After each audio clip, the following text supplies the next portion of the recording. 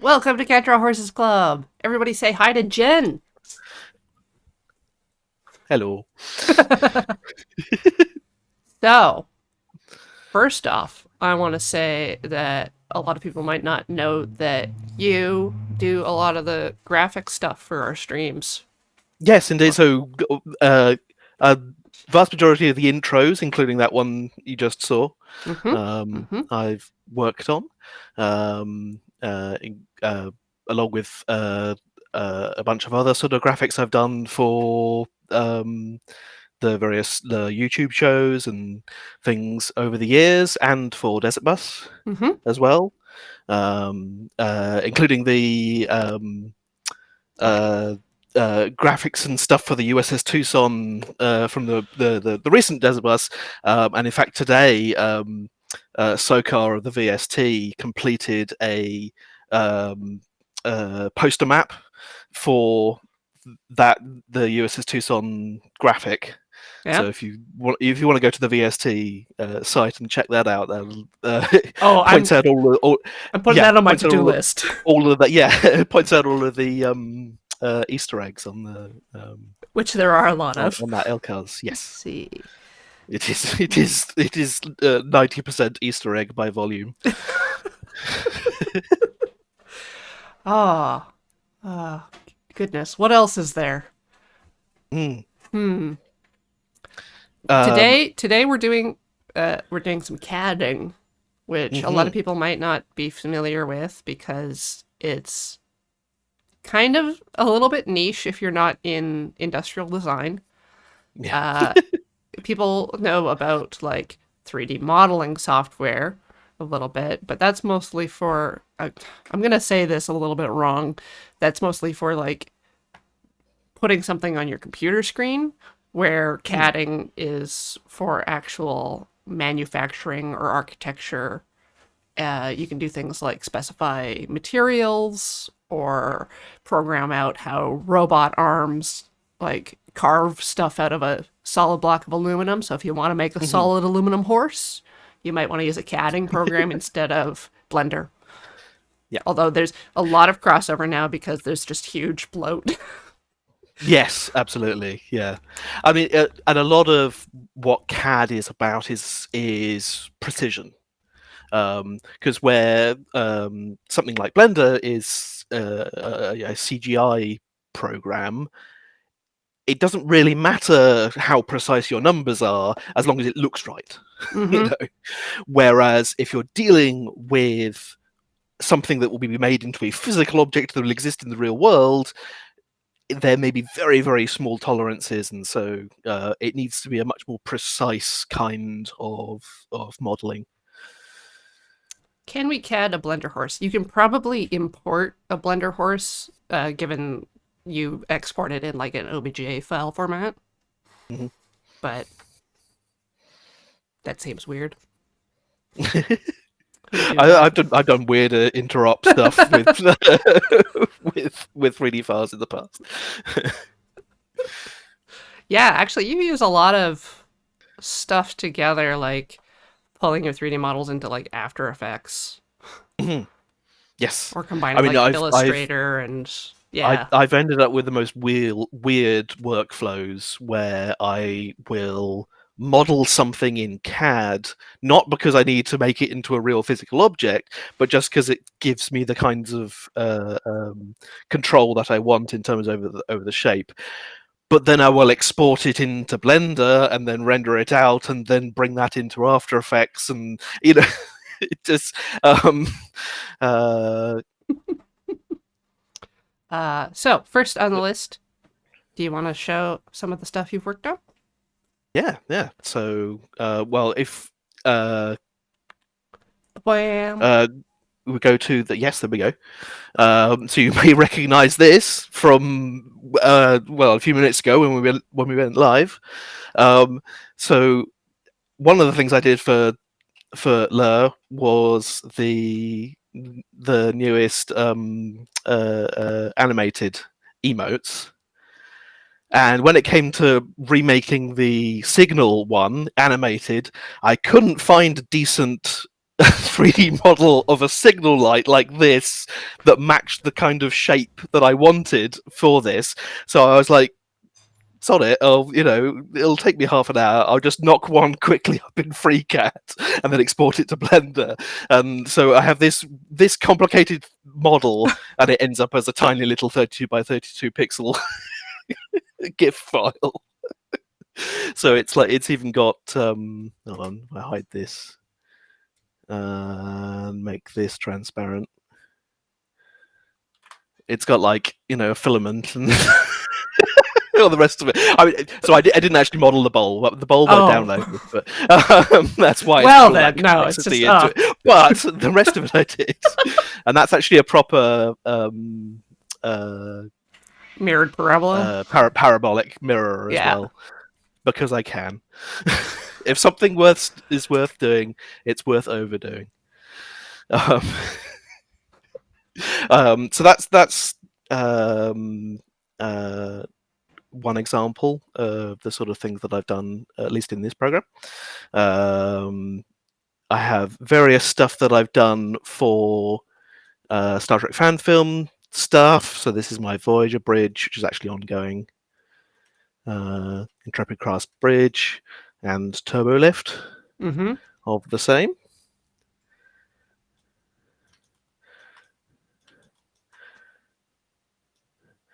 And again, this is one of these situations where I'm not doing this in CAD in order to make it into a real physical model. I'm doing it in order to export to Blender and then render out a background.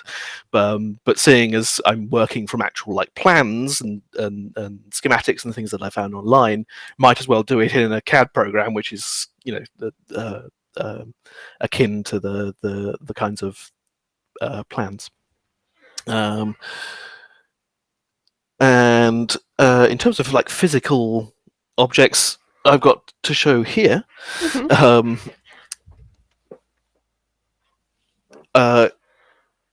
I've done a bunch of CAD work at my work as well. I work for a company called Retro Games Limited. And we do various retro computing products. And so one of the things we produce is this, which is the C64 Mini. It's adorable. It is adorable. It is a literally half scale, or half in all dimensions, scale Commodore 64.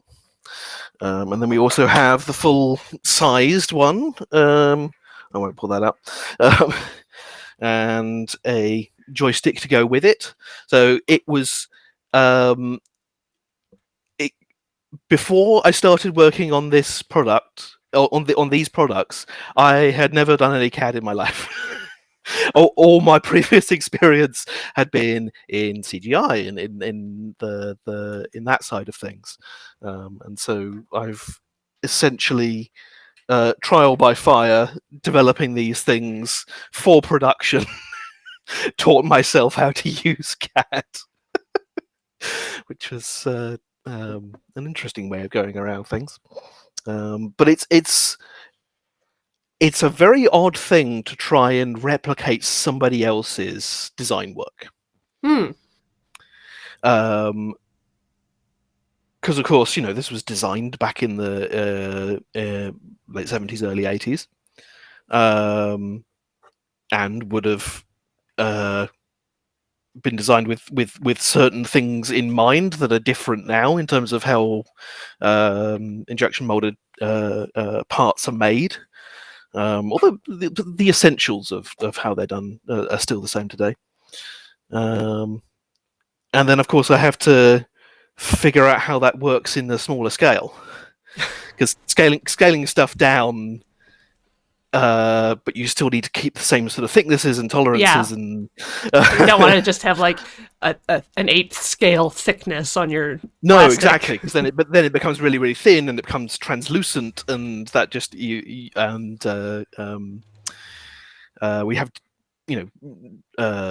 deal with putting the PCB in there and how that fits with the whole design. And yeah, it's a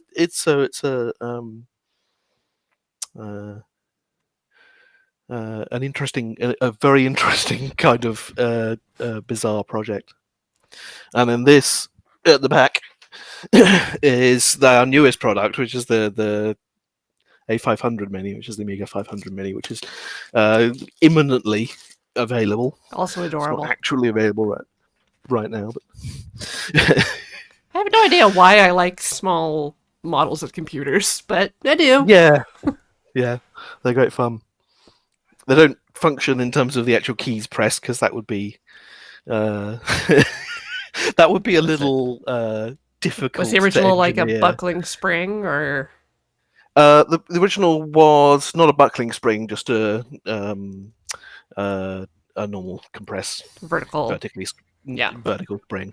Our reproduction uses the slightly more cheaper collapsible rubber dome Oh. things Oh, well. that most modern keyboards use.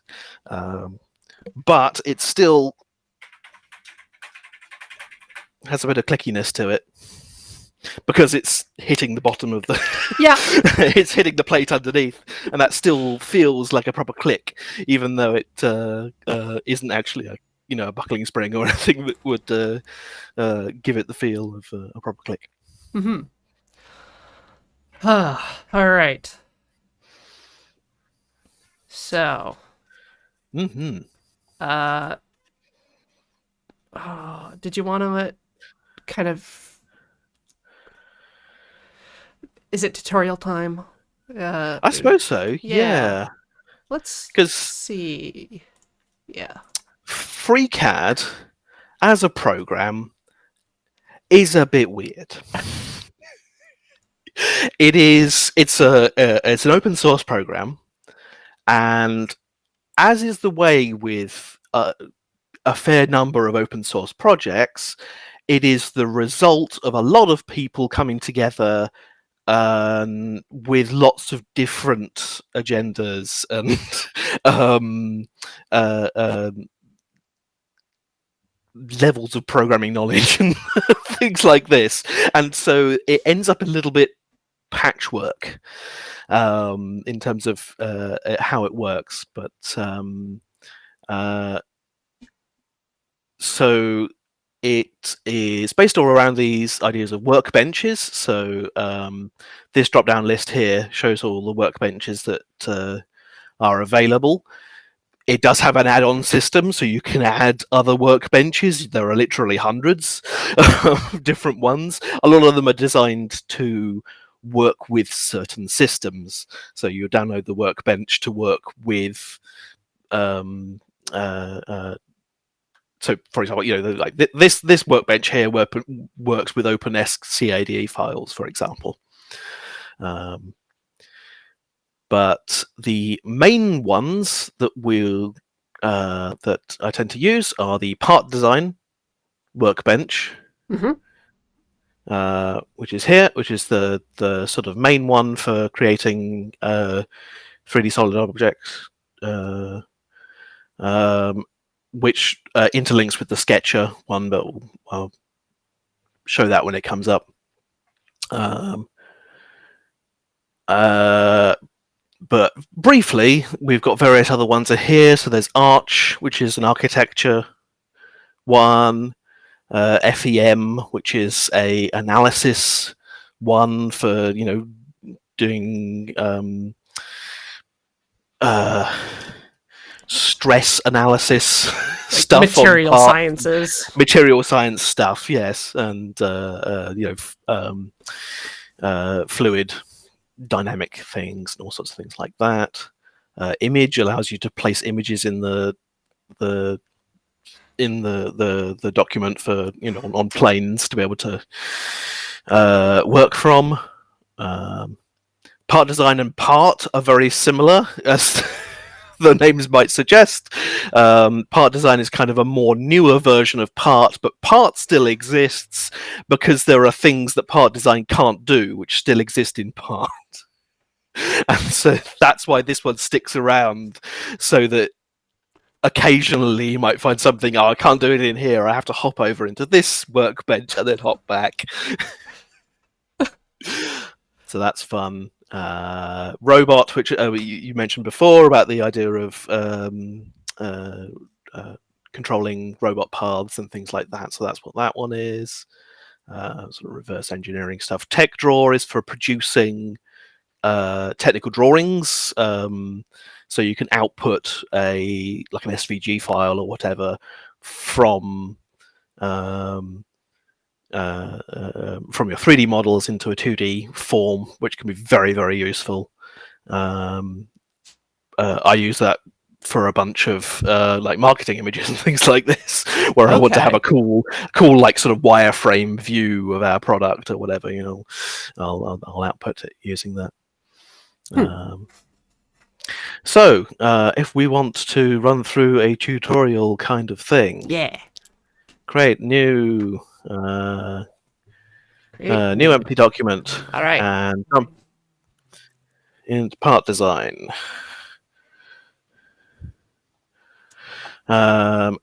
So I don't know. I may have moved stuff from their default positions in terms of where all the icons and stuff are, so I can't. I'm trying to look at your screen. Yeah, I don't even know which mode I'm in because I hit new. Yeah. So if the thing still says no, that's my screen.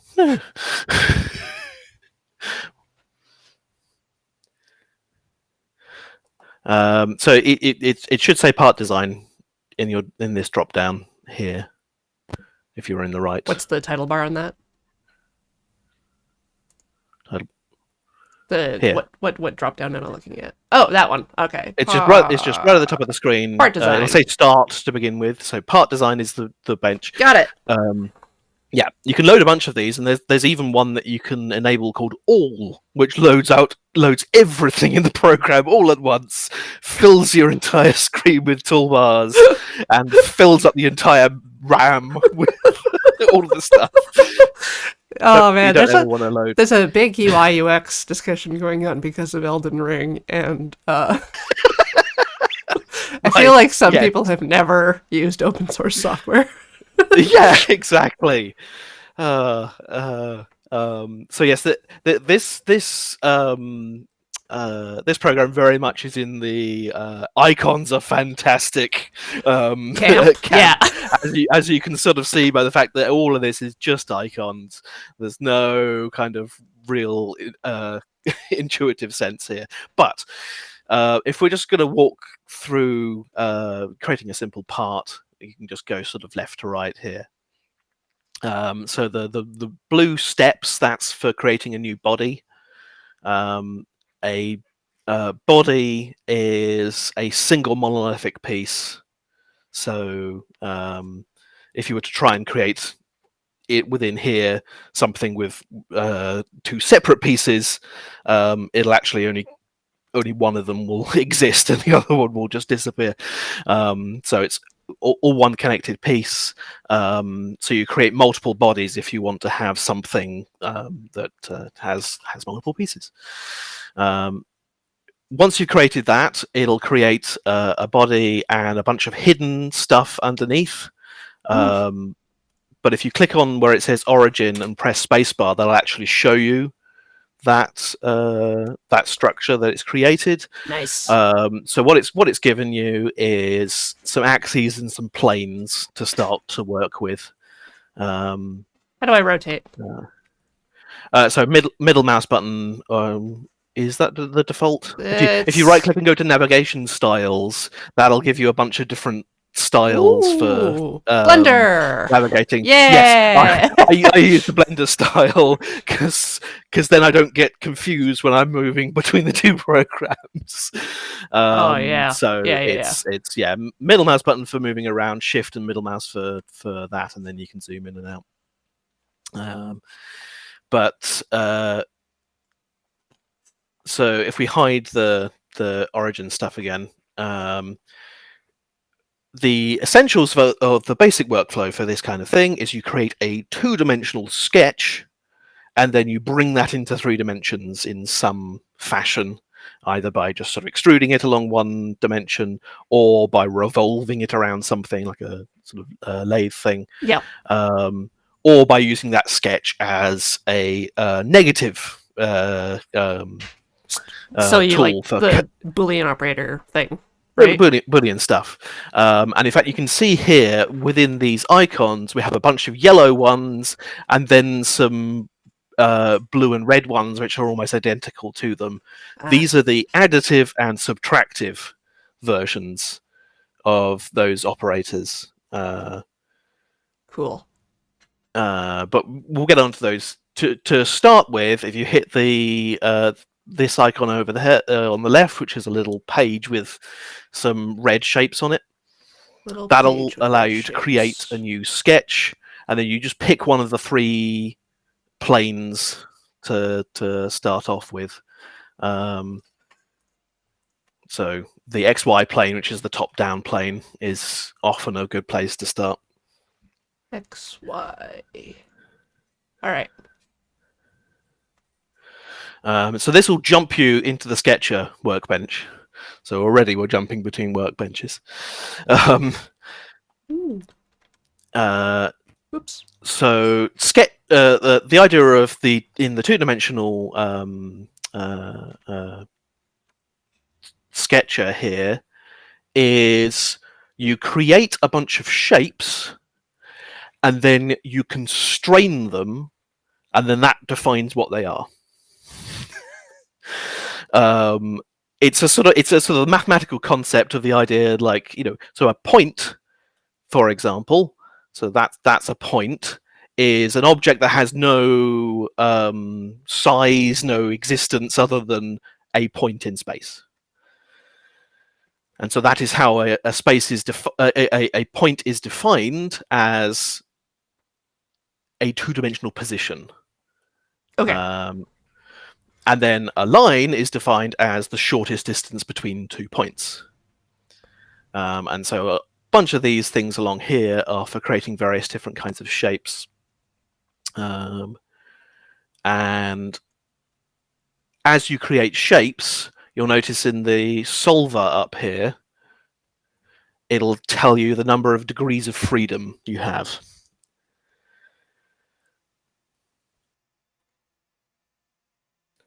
Ah, Yeah. 4 degrees.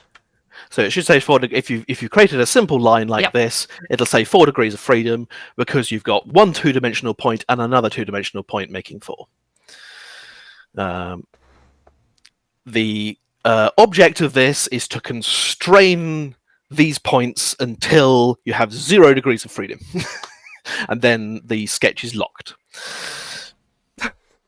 It's a fun little game. Okay. Yes, exactly. So a lot of this can be end up just trying to find where the sodding thing is that is still not Loose. Yeah. that is still loose and can move around. So, for example, if I was to take this line and add a vertical constraint to it, so all these buttons along here are various different kinds of constraints. So if I add a vertical constraint, Man. then this line will only ever be vertical, that is parallel to this green axis. Oh. And it drops down to 3 degrees of freedom.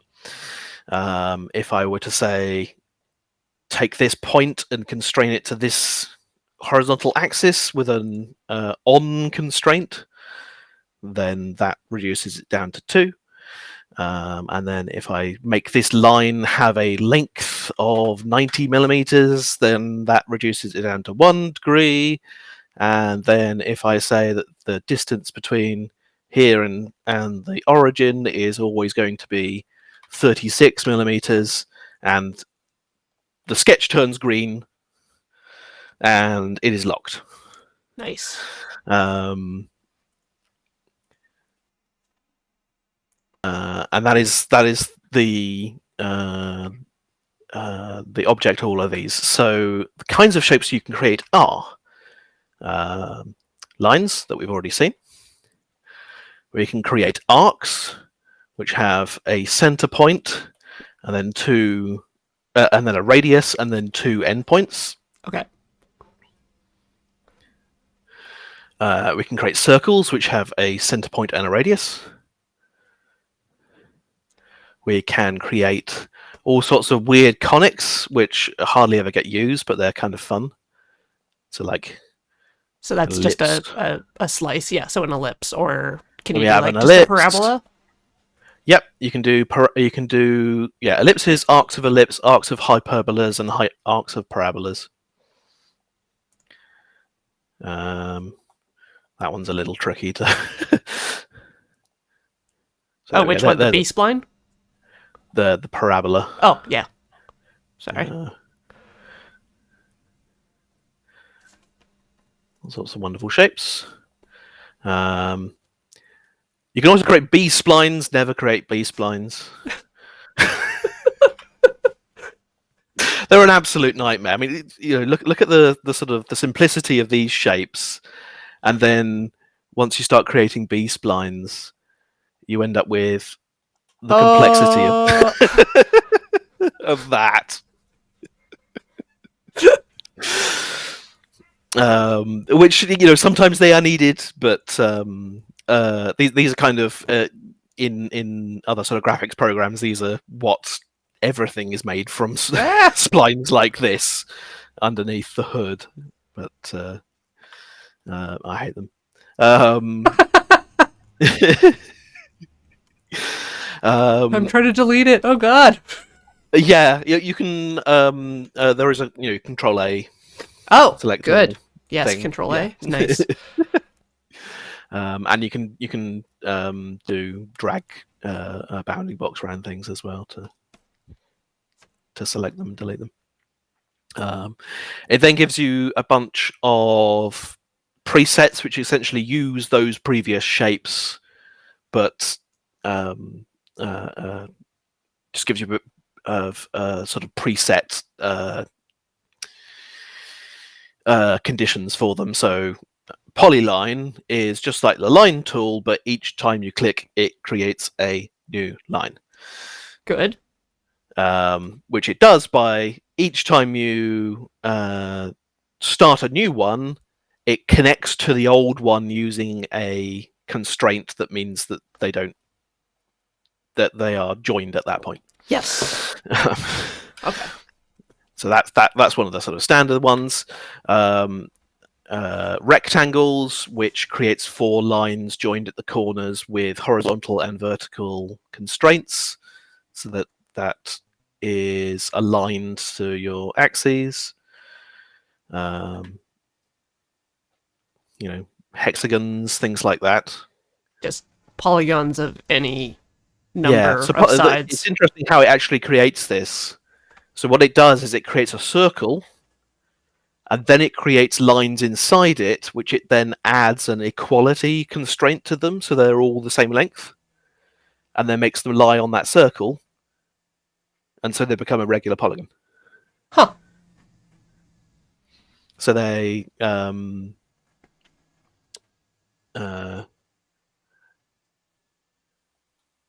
no matter where so you just move the circle around, and these points within it all stay on the edge.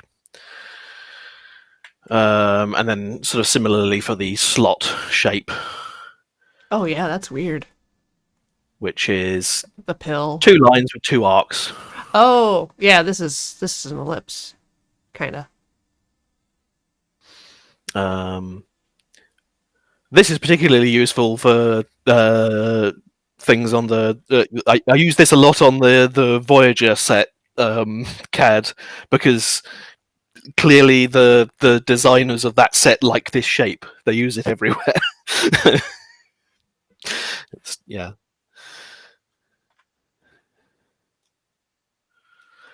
And then the actual constraints themselves. We have, if you select 2 points and do the coincident constraint, that makes them a single point. The fix point is place a point on an object, and you do fix. That puts the point on the object. And there are various other ones like that, sort of perpendicular things like that. Less use cases, but still useful. And then the kind of more important from a production standpoint are measurements, both so you can say horizontal measurements, Ah. vertical measurements, which are these bars here, and then also you can say just measurement from between 2 points, so the sort of diagonal measurement. Whenever you type a measurement into a box like this, you can type it in any unit. So it will default to whatever the units of the program is currently set to. But I could type 1 inch in there, for example. No, I can't, because that won't work with this other other constraint. But if I get rid of the other constraint, and say this is 1 inch, it'll automatically convert it to the right units. And then also you can do angles. Select 2 lines, give it an angle constraint, Ooh. and it gives it an angle. And you can constrain objects to each other, and you can also constrain them to the axes that are given to you, or to the origin point that is given to you. These are kind of preset objects which exist so that you can define their relationships to the lines that you're drawing. So you don't just go like any which way through space and time. Yes, exactly. You need to anchor it to something. you know. All right. So. So there we go. I've now created this shape, and it can only exist in this shape because of those constraints that I have now set. Nailed it. Nailed it. It's not a particularly useful shape because it's not enclosed. It is in fact just 2 lines that exist. But if you do create a shape that is entirely enclosed,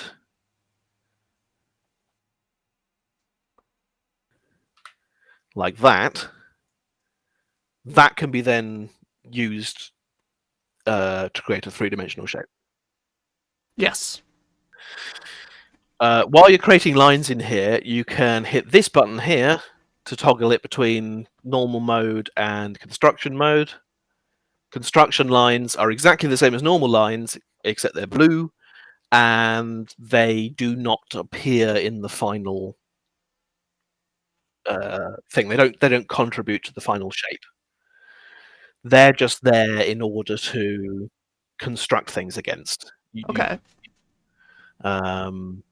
So, for example, when you create the preset of the hexagon, the circle isn't needed in the final thing, So it's blue. so that it creates it as a construction line.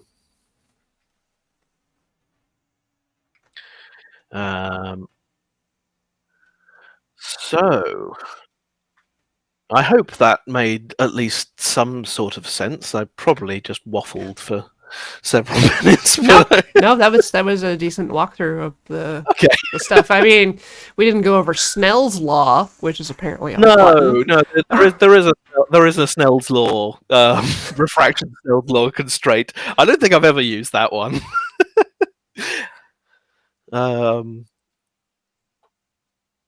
But A name I haven't heard in a long time. But so let's assume we create a sketch that's nice and simple. Yeah. Let's create a circle that is on the origin. So I've Okay. found it's given a Boop. coincident constraint between its origin and the sketch's origin, and then you can give it a radius with that button. You can either do radius or you can do diameter. It entirely depends on which ones you want to use. With any of these constraints, you can sort of move them around because they can end up on top of stuff. It Having doesn't affect the trouble size. moving my point around. What have I done? Which Trying to get the circle to lock to the origin, but I can't move it maybe I think off. it is if you've got a constraint in your constraints list that is a little point with 4 little dashes around Okay, it. so I've done it then. Yeah, yeah. So when you're creating things, it by default has this auto constraints thing turned on, That'll do it. Yeah. which will so if you click and click on something, it will automatically add a coincident constraint. If you create a line that's very nearly vertical, it'll add a vertical constraint on it. Nice. Okay. Which can be very annoying if you are trying to create something that is almost vertical and you don't want it to be vertical. But anyway, so we've created Circle. a shape. If you click close, you'll jump back into the 3D view. And you've now got a sketch object inside the body object. Uh-huh. With the sketch selected, you can then use a number of these things to turn that two-dimensional sketch into a three-dimensional model. So the pad is the simplest one. It is just an extrude in a direction by an amount. You can either choose a single dimension, and you can click the reversed thing to go the other way if it's pointing in the wrong direction. Mm-hmm. You can even use a custom direction and give it a vector. So, want it going off in that direction for whatever reason. Okay. That's actually a fairly new addition. They didn't used to have that. And there are some very useful things you can do with that tool.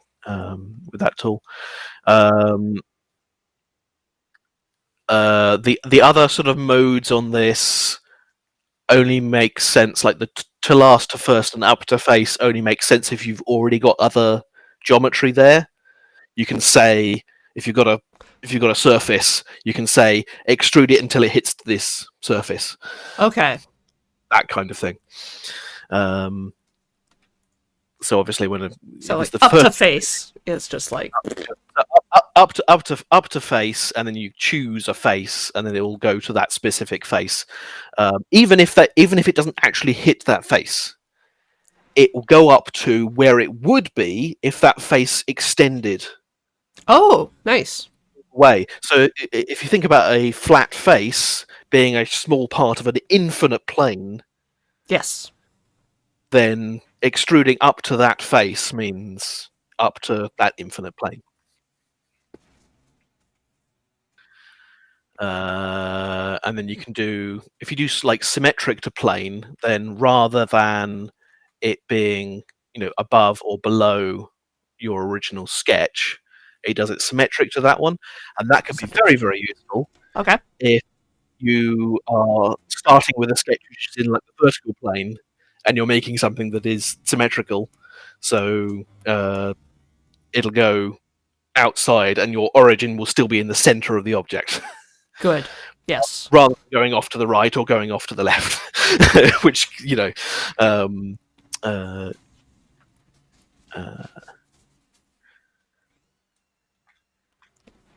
Yeah, so you don't have to like mirror it to get. yes, exactly. Yeah. So that's pad, and with any of these, it retains the old sketch underneath it. Oh. So it creates a hierarchy. So you can always go back and double click on the sketch and edit it and create, add new stuff. So then when you close it, it is now Whoa. updated Nice. the shape. This can cause some severe problems if you change something like I've done here that actually changes the number of faces in the final thing, Oh, because if you've done like I had a relationship with uh, like we had the thing with extend the extruding up face. Yeah. to a face, it delineates that face by the number of the face. Each Yeah. face is given a number, and it uses that to index it. So if you change the number of faces, suddenly all of your operations are wrong because they are pointing to faces that no longer exist, and it can Oh, completely break your model. I've been So there. Oh, the usefulness of being able to go back and change things like this is limited. But it does mean you definitely can go do back. it early. Yeah, it does mean you can go back and change like just the sizes of things and things like that. If you said, oh, this wasn't supposed to be 100 millimeters, this was supposed to be 120 or whatever. Once, so that was pad. The other operations are, I'm not going to use a circle for this one because that's it's not going to be particularly useful. Oh, Let's for do a revolve? for the revolve, yeah. Okay. Let's see So if let's I let's can. do a square, which is instead has a corner on the origin. Oh, Anyway, so yeah, revolve takes that boop. and revolves it around a particular axis. I mean, I'm just creating more cylinders here. I mean, it's I did fairly it. boring. Hold on, Yeah. if let's just hold on. It's a bit more interesting. Because you don't need to constrain everything. You can just use it like that. It's just for production stuff you do want to constrain everything. Anyway, so yes, if I were to Yeah. Because you can change which axis it revolves around. Otherwise, yeah you're going to get a circle yeah a lot of times. exactly. So we can create all sorts of funky shapes by revolving it around, and you can change the amount that it's revolving. So I could only do 90 degrees, for example. Okay. Um, and so this is great for creating, like cups and things. things that have a cylindrical overall shape to them. Hi. Yes. Um, Loft is the next one. In order to use Loft, you need to have more than one sketch.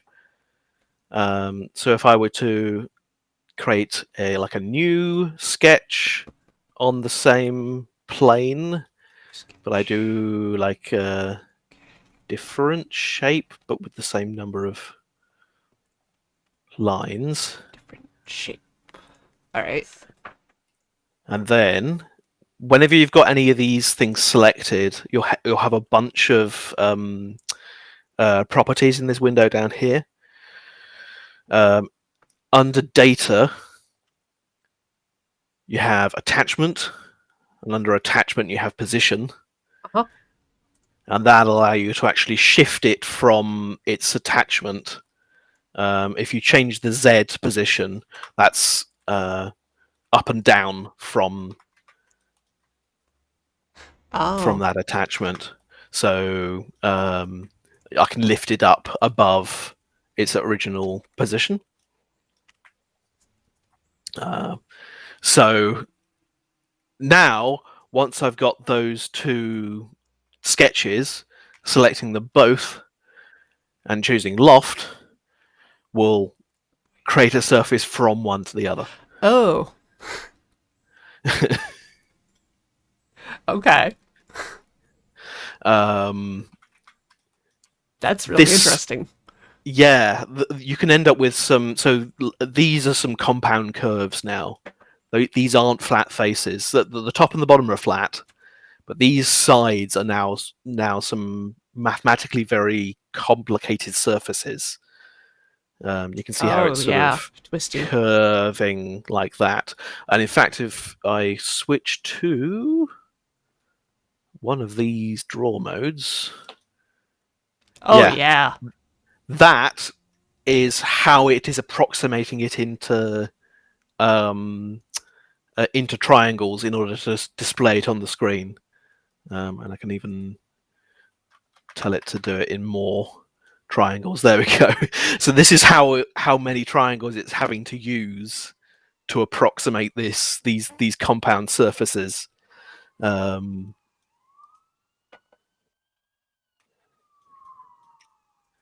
but I have definitely had to use very complicated surfaces like that um, in often with the sort of like sides of things that need to be sloped, but the slope needs to change as it moves along the object. Huh. So um, it's kind of hard to explain. Yeah, sort of, imagine the surface that starts almost vertical, and then as it moves towards the front of the object, curves until it's all like 45 degrees or whatever. Those kinds of surfaces you can only create with something like this. Um, Kind of like if you were doing like a Coke bottle or something. yes, yeah. It's So many surfaces are complex compound surfaces when it comes to especially the more modern design. Look at any phone case, and that is an absolute nightmare of compound surfaces. If you look at it from a mathematical point of view, nothing is simple. all right. Um, then we've also got sweep, which is kind of the same thing, but you can do it a lot. You can create a line along the edge of it, and uh, uh, in order to create a line, and then helix as you sort of sweep it around that line, and then finally you've got a bunch of preset primitives that you can add as well. So add a sphere. Ooh, it's everything Because I sometimes wanted. Yes. because sometimes you just need because sometimes you just need a torus. Donut, donut, donut. Ta-da! We have and donut, which you could create manually by doing a circle on the vertical plane and then sweeping it around the thing, or you could just use the the additive primitives here. Uh,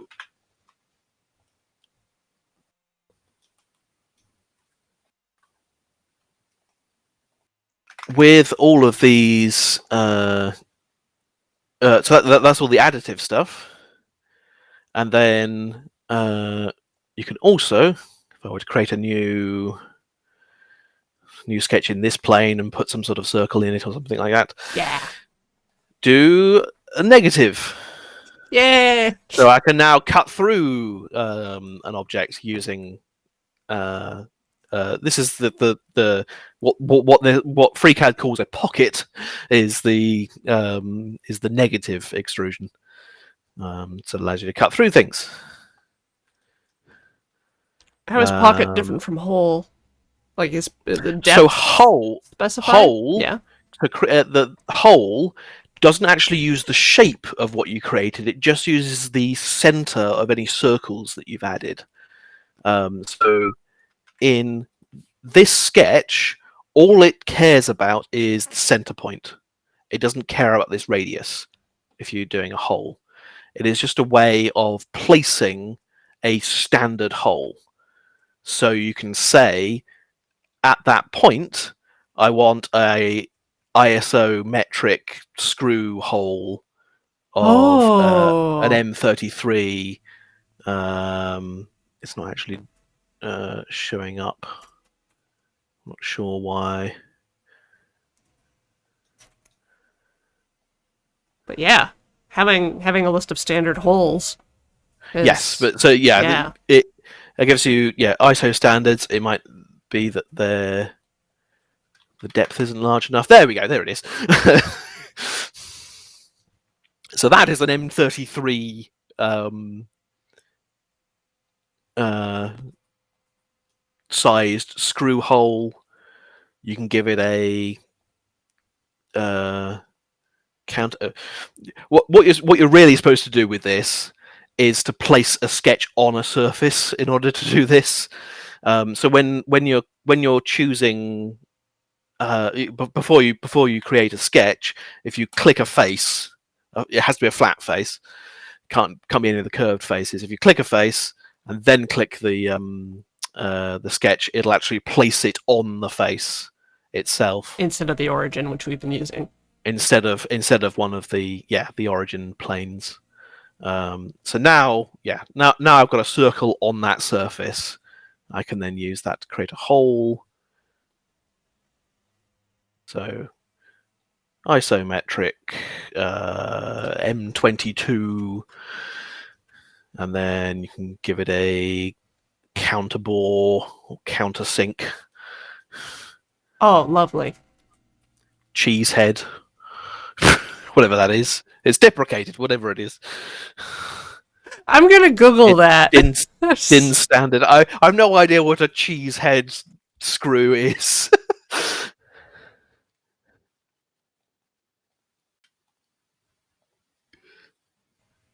They're the ones with like just the straight cylinder, like the solid one. Oh, I see. Like they don't have the flared head like a wood screw. Gotcha. So cheesehead So screws yeah. feature a deep head which permits a deep recess, Oh well my. suited to a slot drive.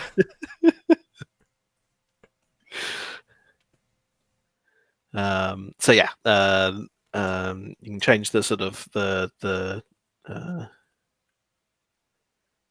all sorts of things. They're used when you've been given an exact um, an exact standard to work for when it comes to screw holes. And then there's groove, which is the negative version of the revolve. So you can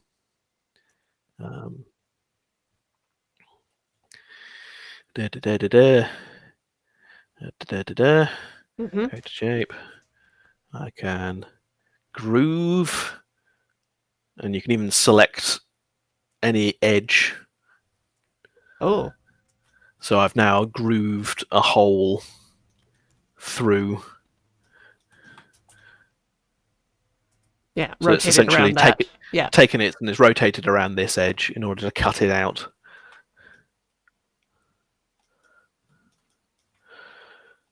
Um, and then negative versions of the loft and the sweep and the helix and the primitives. So you would have like two sketches, and it would between those two Yeah. cut. I mean, so when I was talking earlier about doing the side of something where it slopes, that is exactly what I would use. I put one sketch at the start, one sketch at the end, with different sort of angles on things, and then do a negative sweep from one to the other, and that would slice the side of my object and carve a thing off. Huh. Um, we then have a number of utilities in terms of mirroring or doing patterns with things. So this only works with like one. It doesn't mirror like the entire object. It mirrors the one operation. Oh, So it mirrors this one pad, for example. So this will only work if I have a line like that, really. So if I take this and I mirror, there we go, it's mirroring along that axis.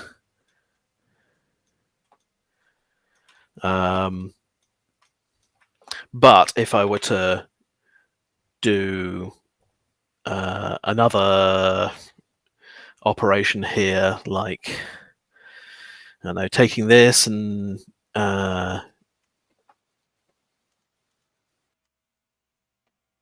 extruding that out, and then I mirrored this pad underneath it, it only mirrors that pad underneath it. It doesn't mirror this bit.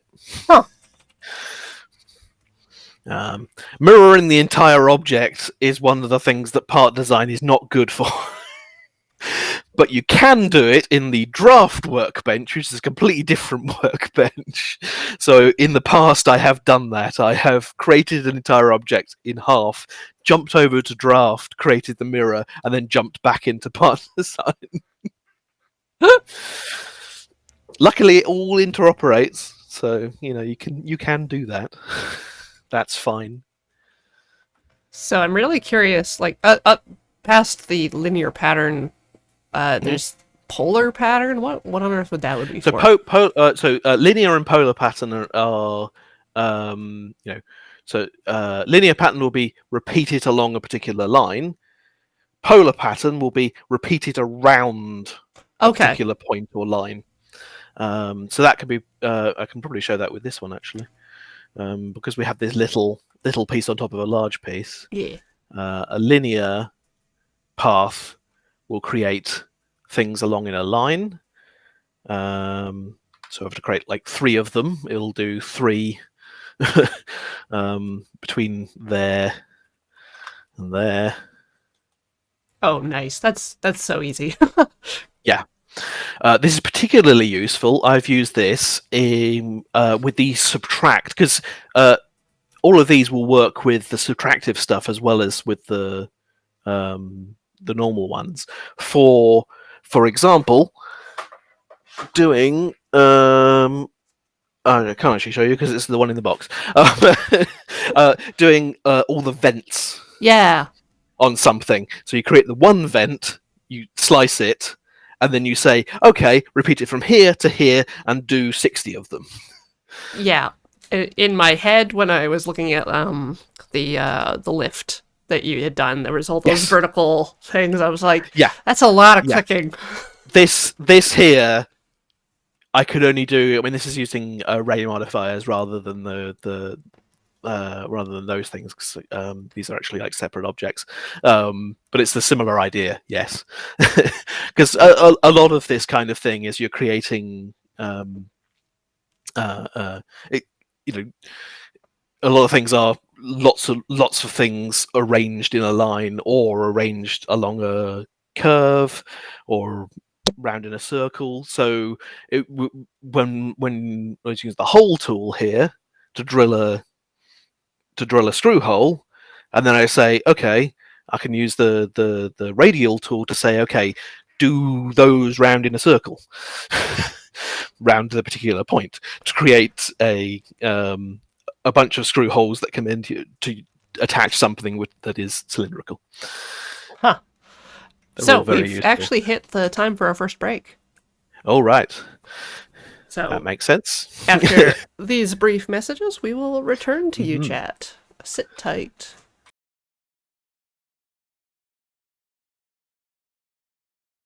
Welcome back, everybody, to Can't Draw Horses Club, here on the mighty Loading Ready Run Edutainment Network. I'm Corey, and joining me today is Jen. She's showing us how to use computer-assisted design software. So, you were working on a thingy. Yeah, so I just wanted to put together a quick example of something that is relevant to injection molded, to designing for injection molded plastic stuff. Ooh. So, imagine we are creating this part. Yes. Not sure what it would be, some sort of weird bracket thing. Yep. And we're making it with a two-part mold. That is, we have two metal pieces that come together, and then plastic is injected into this void to create this. Yeah. Obviously, in the real thing, these ends would be sealed, otherwise the plastic would spill out of these out of here. But imagine this is like a slice through the mold so that you can see what's going on. Now, the issue here is when we come to pull the two sides of the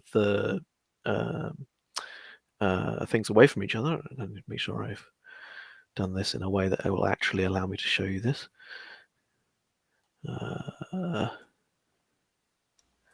Yeah, this should work. Yeah. So we're pulling the thing off, and our part is free. The problem is, as you're pulling away from it, it's scraping all along this side, and here, and here, and here. It's a lot of friction. So a lot of friction, and also if there are any tiny little micro divots or little flakes of metal or anything in there, they will create striations through the plastic, which will be at this point still very slightly soft from where it is just been injected into the mold, and so you'll end up with these stripes on the side of your object. So the way to get around this is to do what's called drafting, to add draft angles. Draft angles can be added directly onto the object in part design, if I'm in the right workbench, using this make a draft on a face button. And what they do in Boop. simplest terms is they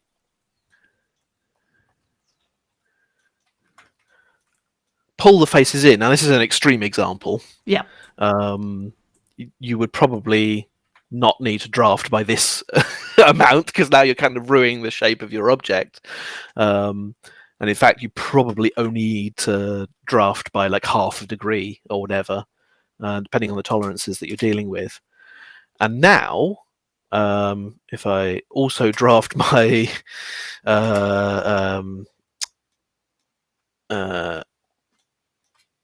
mold shape by the same amount, so that this will actually show you what I need to show you. Can you mirror that feature to do the thing?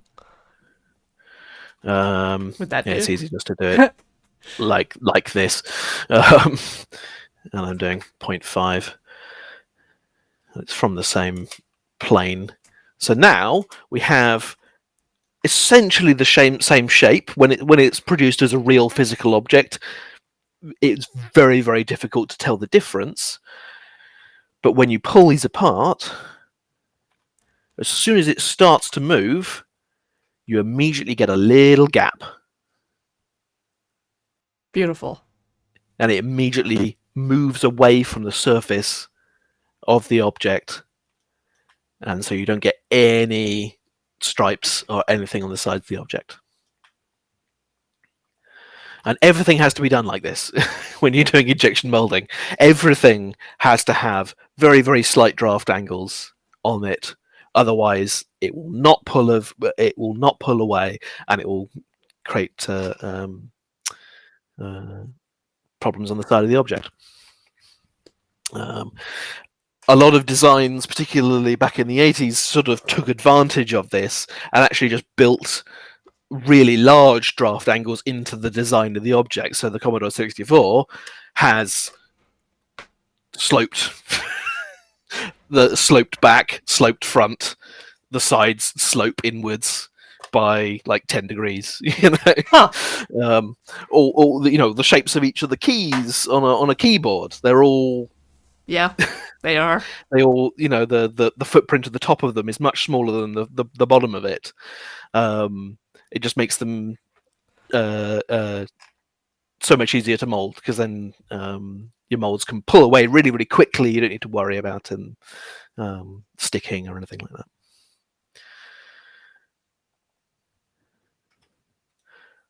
So yeah, I thought that was neat. It honestly, yes. Yeah. And as soon as you know this, you'll start seeing draft angles everywhere. I'm looking around and just like, oh, any sort of plastic piece, you'll go, oh look, it's got a draft angle on it. Maybe that's just me. no, can't unsee it. Looking at the front faces of my monitors, I'm like, Yeah, beveled yeah. edges. Mm-hmm.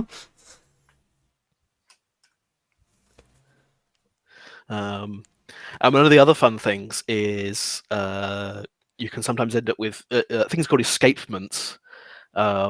So imagine this piece needed to have a hole in the side of it, Mm-hmm. like a hole here.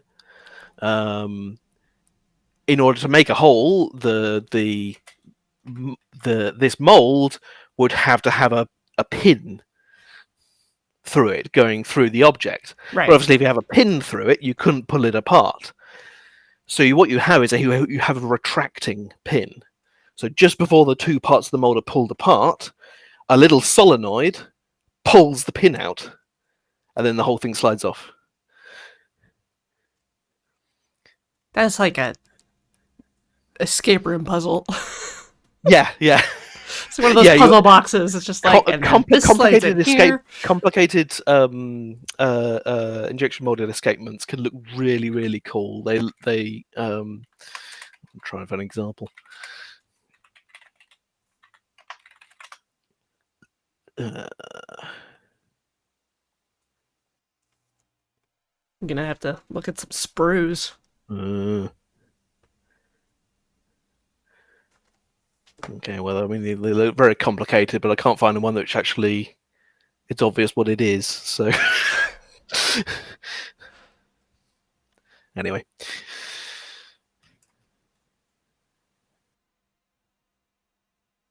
huh? Yeah, no, sorry, my Google foo has failed me. No problem. Never mind.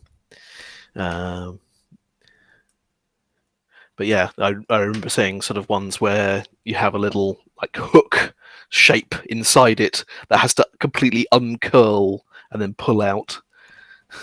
It was kind of for As part of, that groove thing you were doing. yeah, yeah. In order to create something that then something else can hook into afterwards. Whenever you have things that sort of snap together, Yeah. they need to snap into a hole, and that hole needs to be escaped, Right. because otherwise you wouldn't have something to latch onto.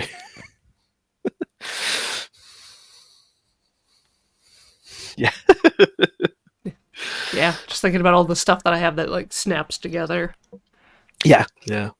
I mean, model kits is a great way to look at some of this, because, of course, it's all laid bare. Because Yeah. often, because a lot of stuff in injection molded stuff is all hidden. It's all inside. So the actual the injection points where the molten plastic is squirted in, they're always on the inside of something, because you end up with, once you remove it all, a little disc of, Oh, I know that if you've shape. ever, yeah, Yeah. if you've ever looked inside a case of something that's plastic, and you see a little circle that's just slightly raised from the rest of the plastic. Yep, there you go.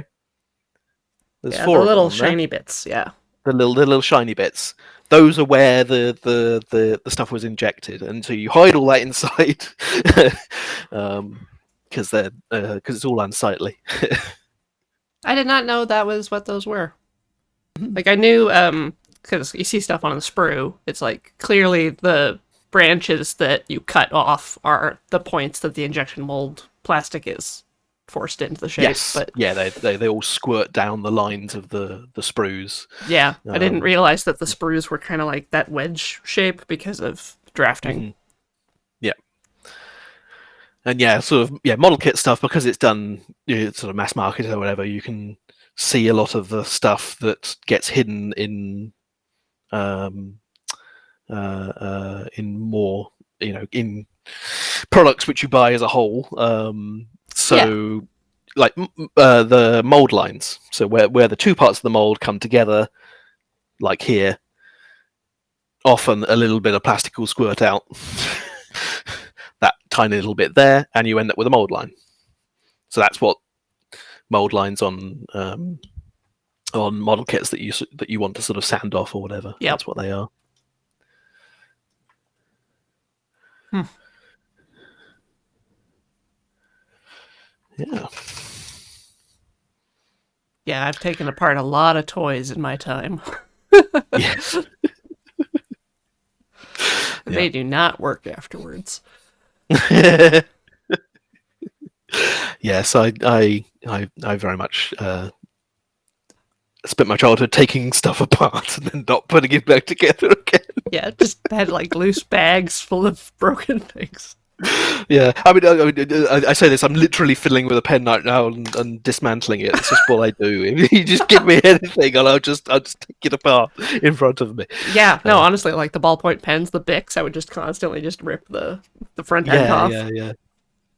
Yeah. Huh. So, yeah. Um, Welcome, Raiders. Today we're looking welcome, at Raiders. some CAD software, and I think we're about to get into kind of like what we had planned today for the project, which is not Yeah, a Shrek, despite what people may think. I mean, could be Okay, it could be a Shrek. from a certain point of view. You could CAD a Shrek. I'm not going to stop you. You wouldn't CAD. Okay, maybe I'll CAD a Shrek while you do something cool. I'm just going to close some of these other projects I've got going on Yeah, don't here. need those in memory. Oh, we There's my didn't talk about astromech. your little droid. Yeah, Yeah, I have an astromech. just Her name is because. R2. Her name is R2GG. R2GG? Yeah. um, that's my thing. Then Mavonia Bridge. That was that thing. And that was that thing. Right, there we go. It can be a little RAM intensive if you have too many things open with this program. Yes. A So, lot of triangles. yeah. So the project that I'm going to at least attempt to start here is so obviously for work I've been doing a lot of stuff with working with retro computers. And sort of getting into the mindset of 80s electronic case design. And because there were all sorts of sort of conventions and sort of styles and things that have gone away since, that were very much in vogue at the time, like beige. Um, but some of the stuff from back then was really cool. In my world, beige never went away.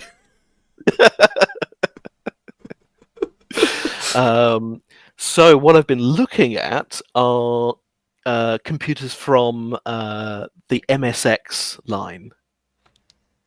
So MSX was Microsoft Japan's first attempt to make a unified platform for PCs. This was, a decade before IBM established the IBM compatibles as the standard. Mm. MSX was sort of the first. It only really took off in Japan, which was kind of why it failed. It never really broke into the North American market or the European market. But it did produce some of the most stylish bits of electronics that there have ever been, at least in my opinion. some of these things are just beautiful, uh, and they, to me, epitomize the sort of uh, 80s aesthetic that I really like. The uh, uh, whenever somebody talks about cyberpunk, or at least 80s cyberpunk as a genre, and sort of 80s cyberpunk tech, I always think of this kind of look. Um, yeah, there's all sorts of particularly these red Oh, things always just look so nice.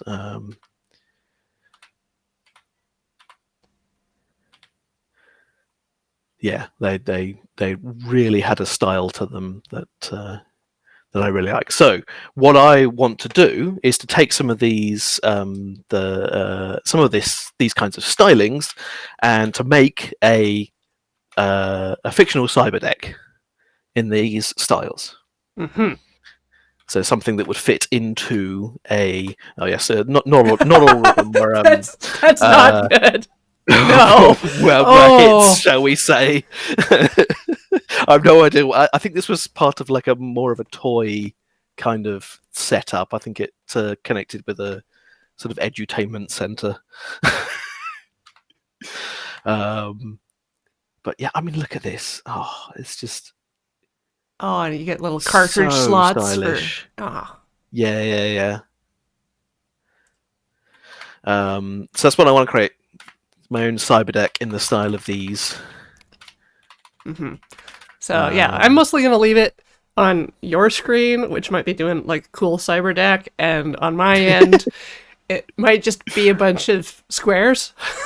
But yeah, yeah. I'm gonna I do the mean, same thing. get stuck in, and at some point you may find the program, you know, having problems with the program, because Yeah. um, the it can be very easy to get you into a situation where the program just kind of doesn't know what to do. You know, if you've set up constraints and such in such a circumstance that something cannot exist. Yep. You know, if you've created a mathematical impossibility, Like, then what do you mean all my polygons are inside out? yeah, yeah, they can be some of the most nightmarish things to deal with. All right, but we've already established that Z is up, and that's really all I need. Yeah. So, Right. Just gonna write down some ideas on my little notepad. mhm. Just going to start with the sort of basic overall shape that I want, which is probably something like that. Or maybe with a sloping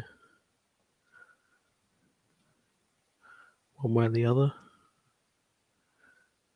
No, maybe not.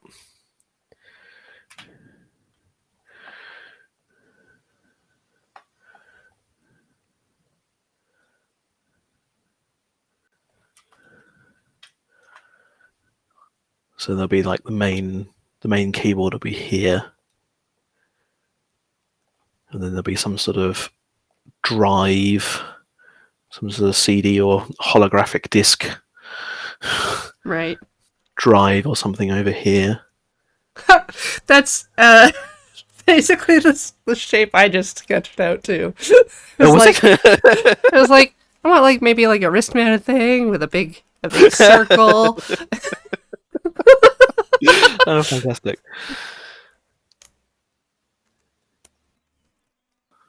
And I'm thinking if this is to exist in like a Shadowrun universe Yeah. kind of thing, then I might want it to have a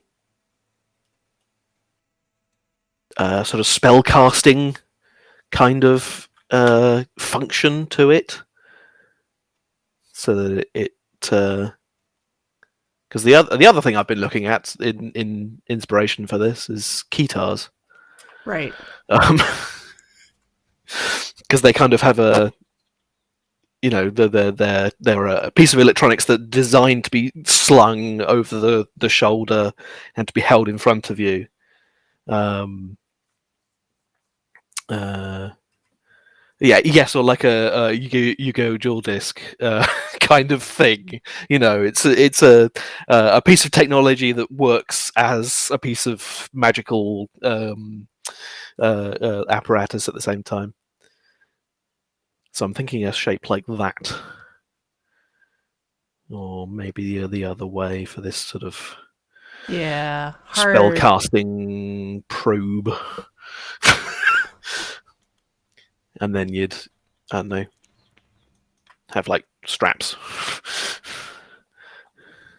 Right. like a strap attached like that.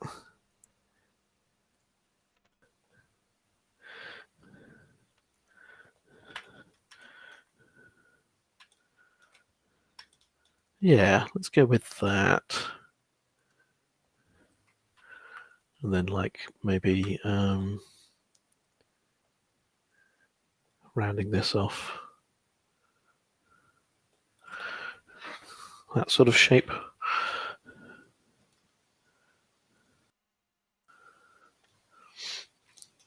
Because most of the time I don't get to do this sort of thing because I'm replicating existing designs. Right. So here, being sort of completely freehand, it's kind of nice.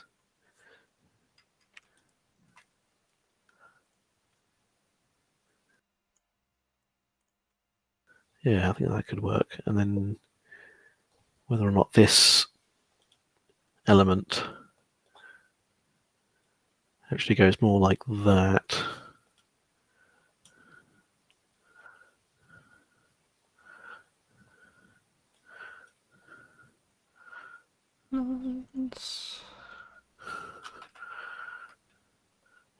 All of these are parallel to each other.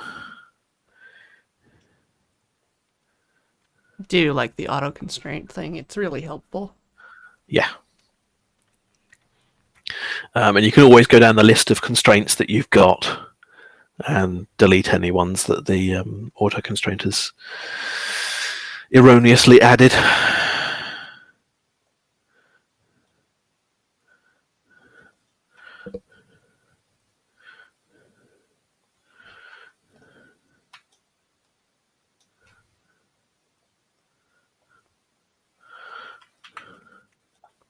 Oh, yes, another really useful one of these sort of utility tools here is the fillet one. Yeah. Create a fillet between two lines. Just takes that and truncates the two lines and adds an arc between them and adds tangent constraints on the ends of each arc so that then it turns it into a Oh, fillet. little nice, little rounded. Yeah. And if you do the drop down list of that, there is a better version of the fillet below it. I don't know why this isn't the default, which is the constraint preserving sketch fillet, which leaves this point around. So that's the point that that would connect to.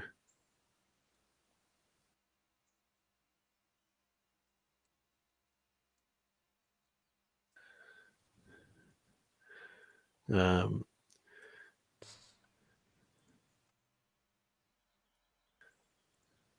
it's almost always more useful. Anyway, something like that. I've no idea what scale I'm at currently. This is the one thing. This is currently 376 millimeters across, so 37.6 centimeters. Oh, no, that's about right.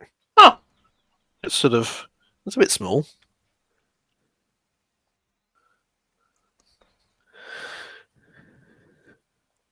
One thing you can do with keyboards is the standard uh, pitch between two keys is 3/4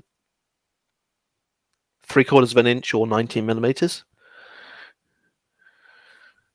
So if I know how many keys wide my keypad is, I can Kind of math it out. skip.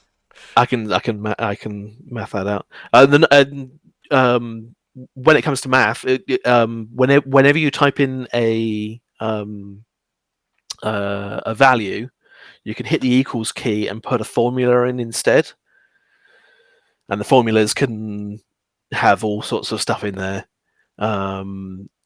including referring to other um, constraints. But whenever you create a length constraint, you can name it, Okay. and then you can refer to it elsewhere in the sketch or even in a different sketch. um, so you can say, this length is a third of this length or whatever, in order to uh, uh, have a bit more of a parametric approach to how things are laid out. So if I'm going to do 12 keys wide, if it's a sort of QWERTY plus, but without that line. So yeah, let's try 19 times 12. So yeah, I'm much smaller than I need to extend this all out.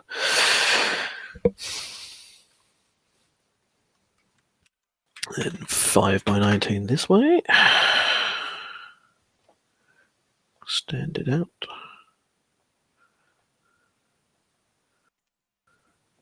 There we go.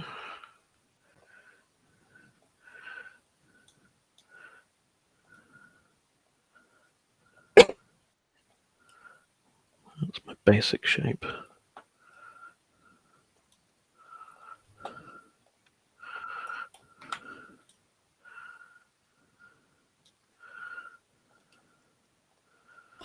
So, if overall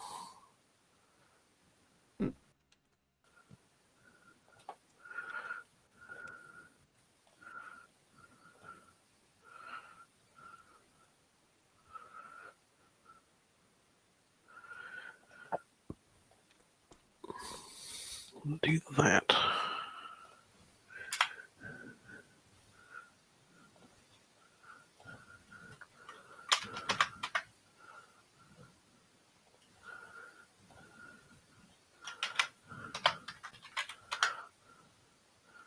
No, that's way too sharp. 6 degrees. Yeah, that'll do it.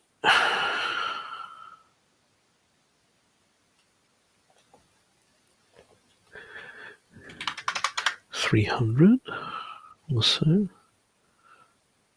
So I'm just done a rough sketch underneath, and then I'm creating a more precise one on top of it. That makes sense. I was wondering, I was just like, wait a minute, if I want to like pad or whatever these different shapes differently, they have to be Yeah, different. they have to be different ones because so if you were to pad that right now, that would fail. Yeah, it did. Because yeah. So you can have multiple shapes in the one thing, but it does, like what I showed with the whole example earlier. Yeah. It'll do whatever the outside one is will be solid, and then whatever is inside that will be a negative space within that. So from the sketch layer, can I just like copy an element and then paste it into another Yes. sketch? So once, okay, if you create a new sketch and you want to include a reference to a previous sketch, if you press X or one of these buttons also does it, but it's the I never remember which button it is because I remember that the keyboard shortcut is X. You then get this reference thing, and then you click on the previous element, and it imports it in as a reference, as a pink line. Oh, So here I've imported this one as a reference. And just like the blue reference lines, it won't be included in the final okay. sketch, but you can use it as reference. So if I wanted to include it actually as is as a in the sketch, I'd have to create a new line which is exactly on top of it. So constrain the two lines to be both ends of it.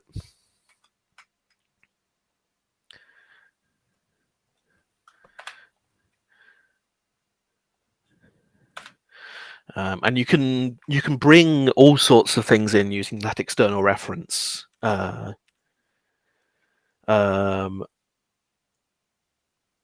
including 3D shapes. So if you include a 3D shape in a 2D sketch, it'll project it Nice. onto the sketch plane. This is how you can end up with B splines where you didn't want B splines.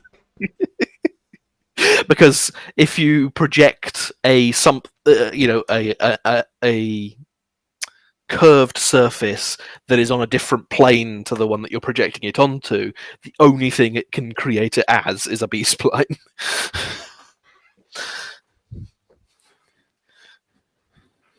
But they are best avoided in all circumstances.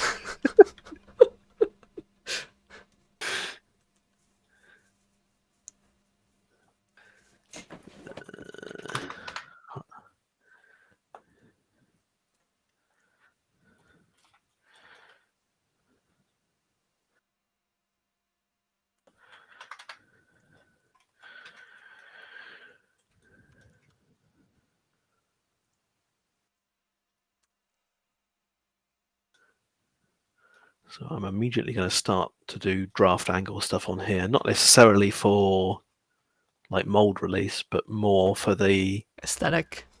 80s aesthetic thing. Yeah.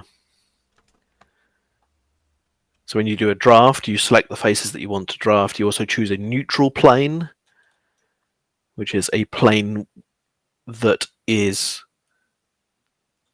perpendicular to the draw direction or the pulling direction. So in this case, it's the floor of this. A little pull things in like that.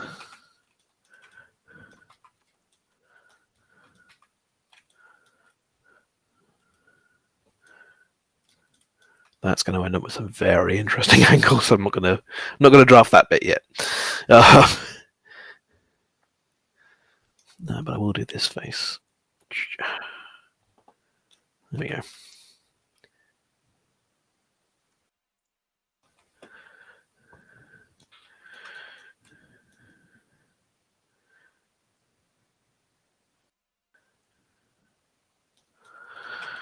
And I can also use it to, because most 80s computers had a slope down towards the front.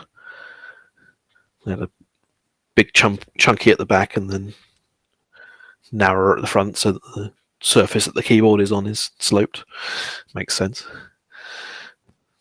So if I do can do the same here.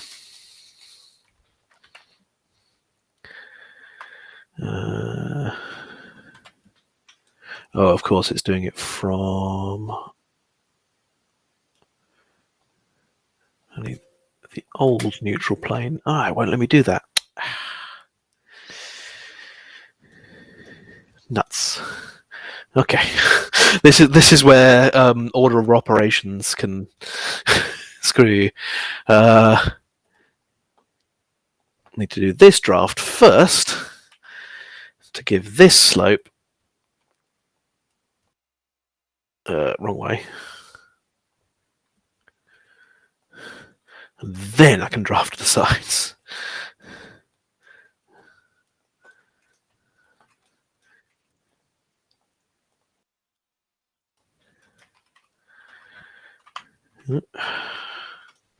Like that. There we go.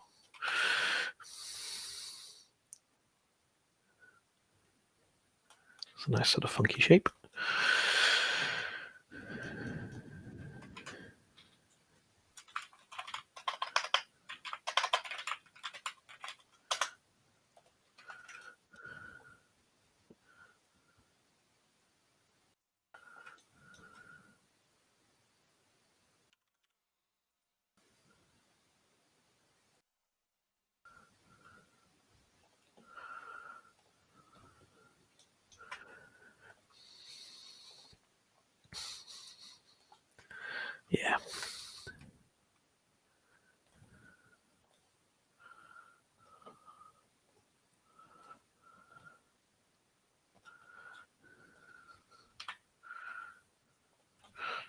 parallel.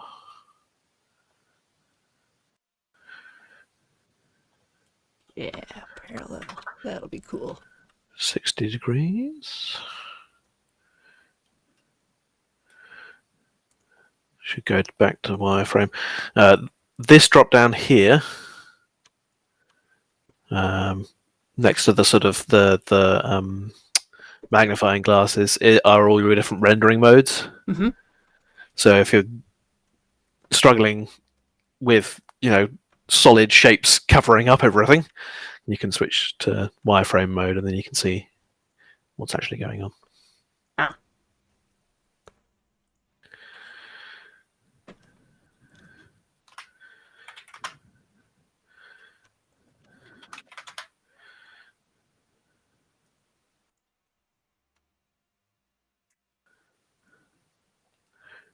Diddly-dee.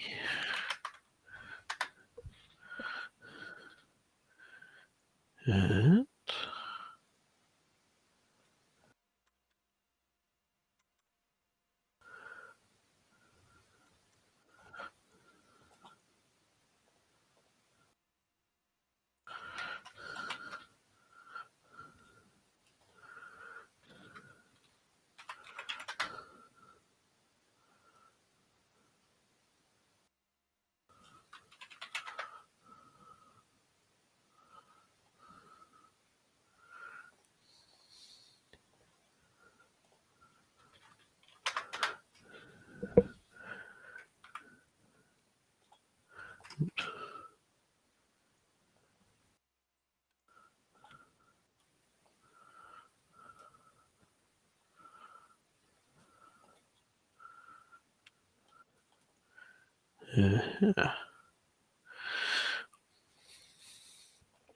radius 100.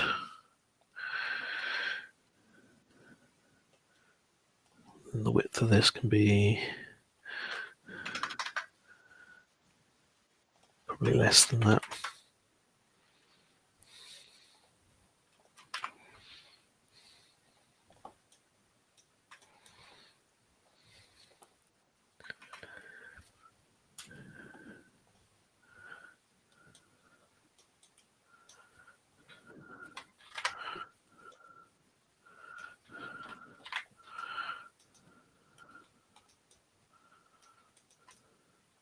Yeah, that's kind of the look. So we have a slopey bit and then a flat bit.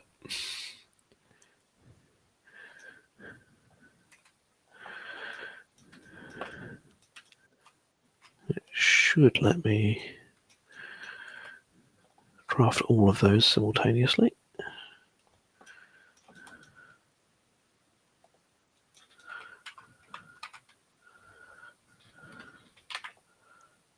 Ooh.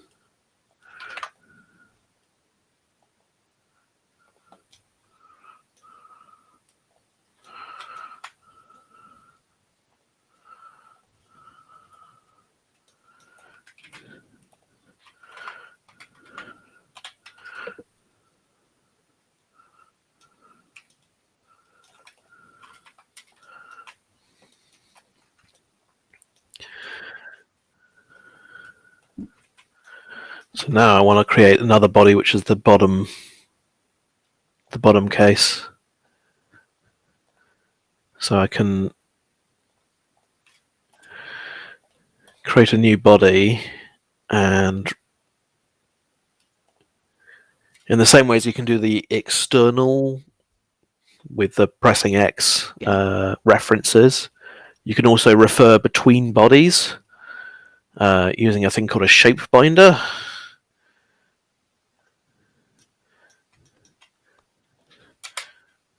Select a shape that you want, in this case the sketch, select the shape binder,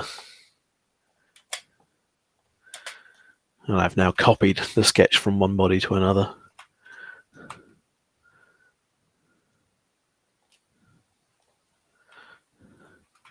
In a way that actually maintains a reference to that original sketch, so that if the original sketch changes, this one will as well. Hmm.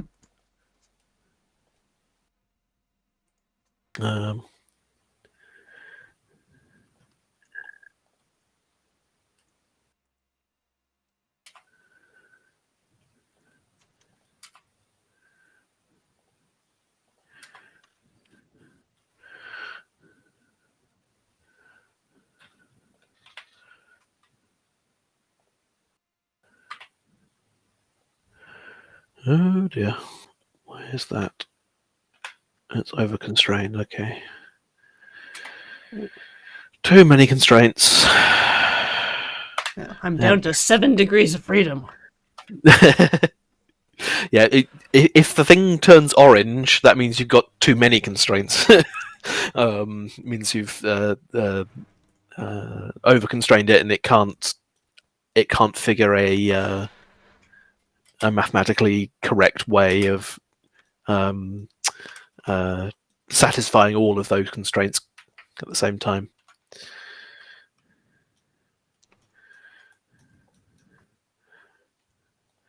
So now I want to pad the other way.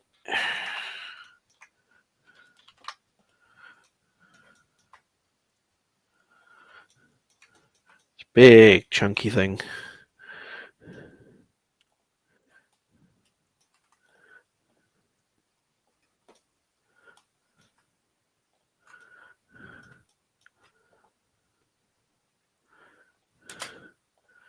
Yeah. And the back.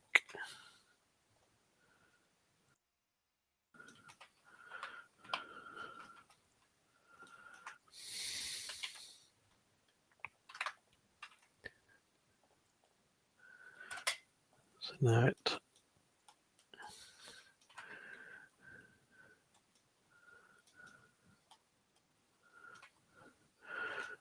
Interesting.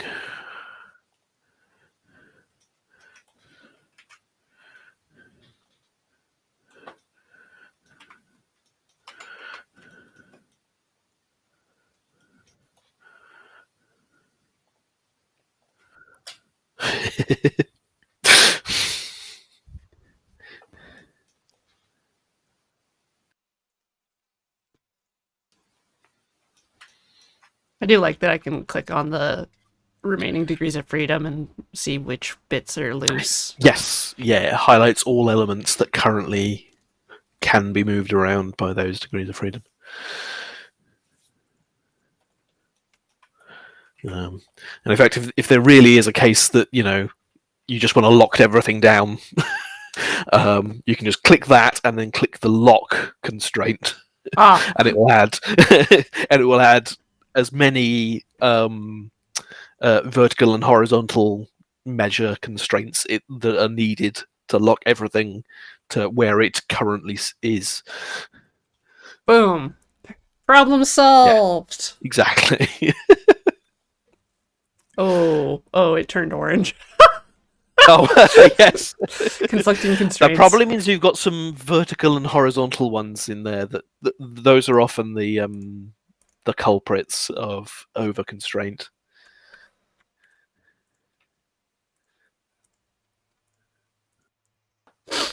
Yeah, did this to myself.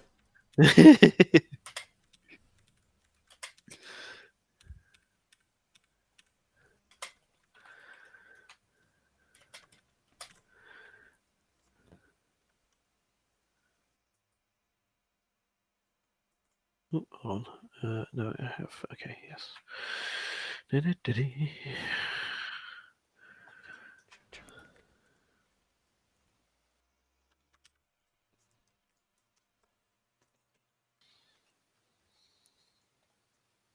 Whoa. Yes, that was auto constraint. I did not want to snap it all the way over to the origin. Thank you very much.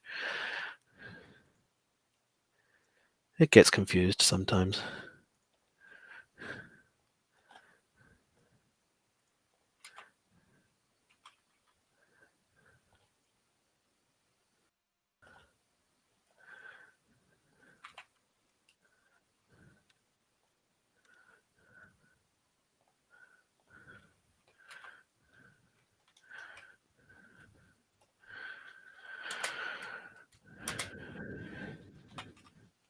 Really? Really?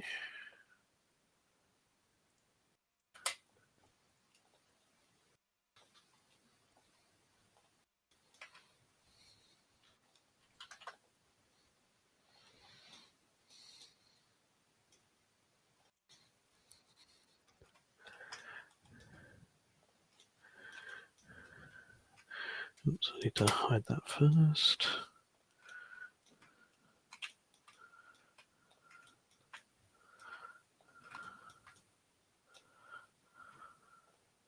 Ah, I found the button that X goes to.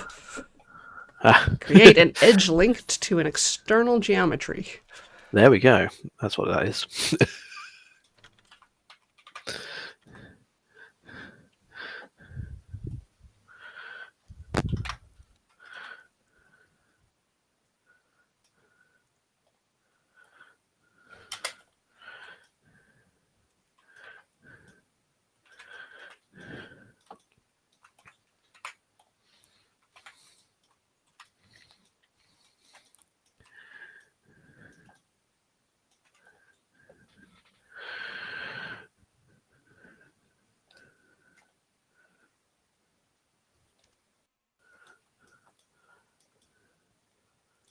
I can start putting some big old fillets on some of these edges now. Oops. If you've got multiple bodies, you have to make sure that you're on the. If you double click on the body, it will switch one is the active one. Yeah. And you can only add new 3D features on the active body. And it can be very annoying if you, for example, if I wanted to sort of put a fillet on a bunch of edges, and I've gone ahead and selected, spent 5 minutes selecting all of like 20 edges, and then I go to click the fillet button and it says, this is not part of the active body because I've got a different thing selected, different body selected as the active body, and selection is not one of the things that exists in the undo redo queue. So all of that selection process has been completely a waste of time. So always double check before you start selecting a bunch of things that you're on, that the correct body is the active one. No.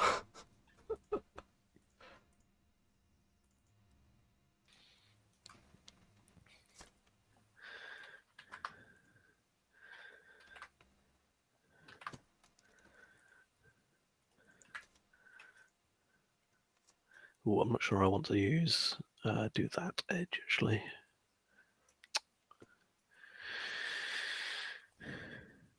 Not you.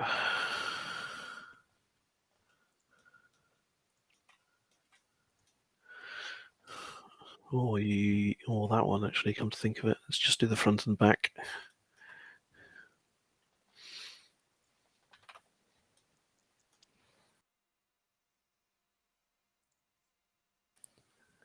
So it's very much that kind of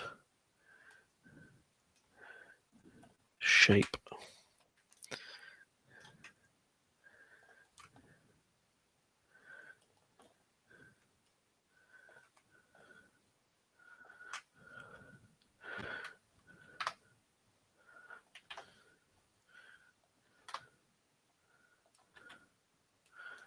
It won't let me do that. Oh, right. I know why. So where I've ended up with a bunch of 3D shapes sort of being extruded into each other, Yeah. I've ended up with these nasty shapes here where it's all kind of collided. Yeah. But all three of these are actually all one plane, but it's ended up with three different planes. So what I should have had on in the settings is automatically refine model after sketch base operation. Ah. This is where it might crash.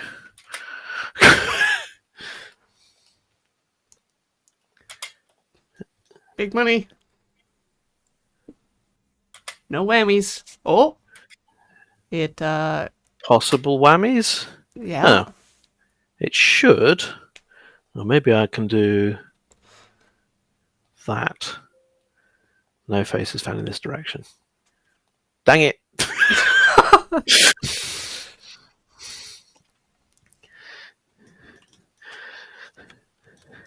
Here we see some of the issues with FreeCAD in that sometimes it doesn't do what it's supposed to. So I'm going to have to do a workaround, which is before I pad this shape, is to instead cut it. So pocket it. Oops.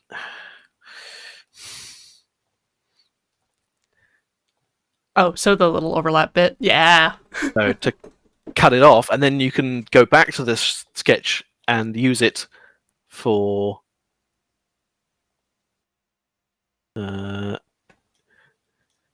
yeah, here we go.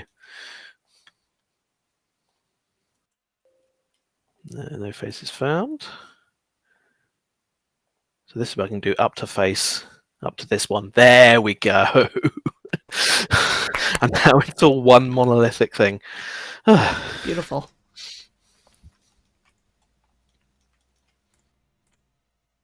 So yeah, as you can imagine that can be a bit of a pain. I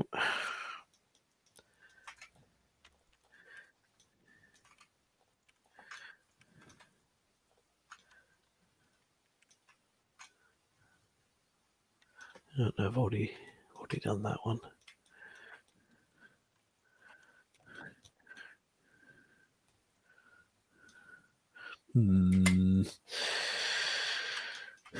Okay.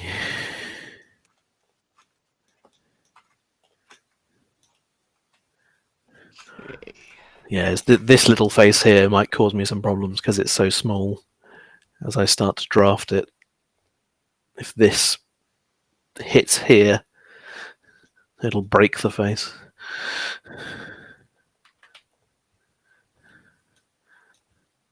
But that's fine. I can go 15 degrees without it breaking. So there we go.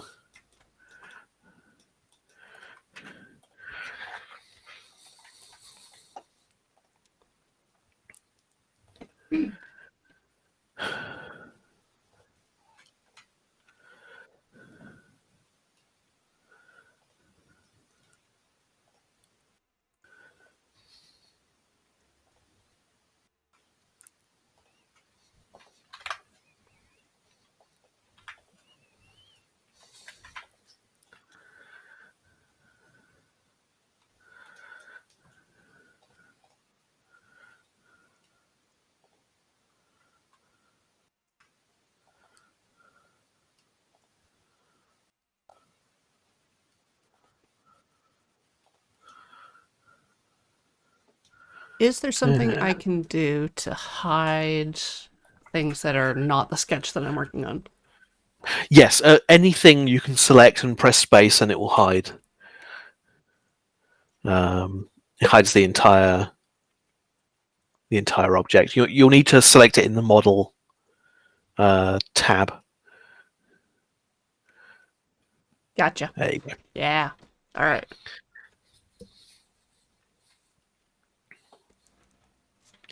Ba-da-ba-da-ba.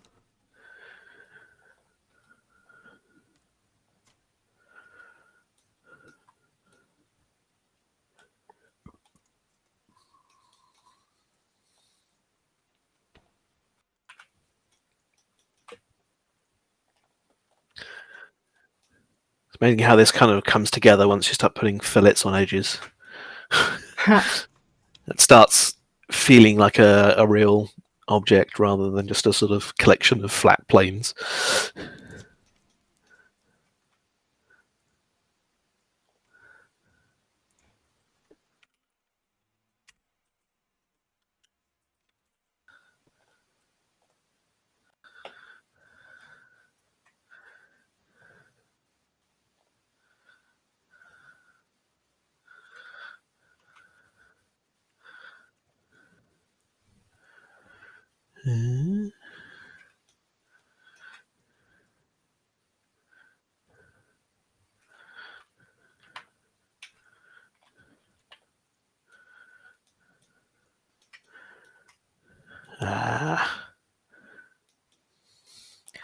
Now this is going to cause a collision over here.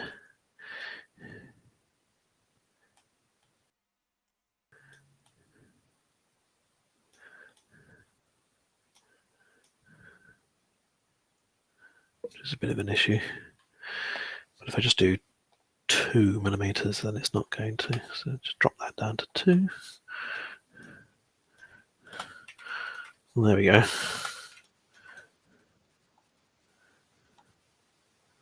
Yeah. It feels like it could be a thing.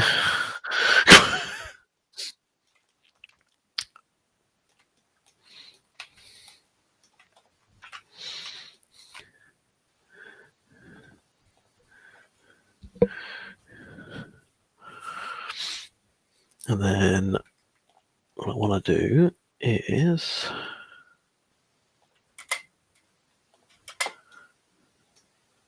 from that one,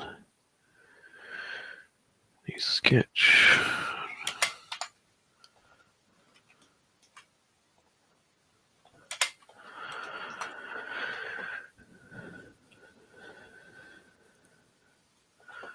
Carve out a hole.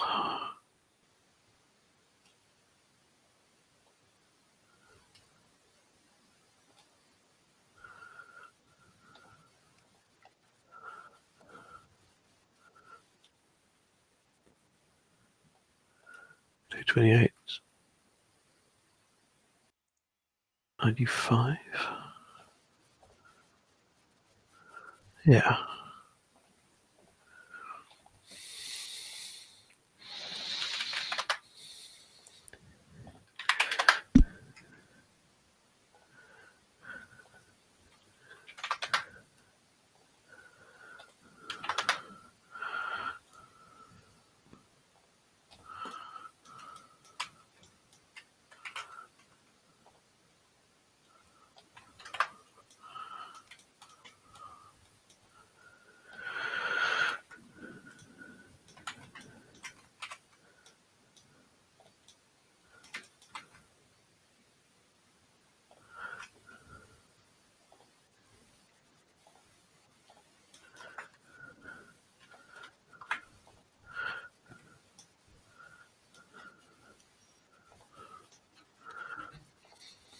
It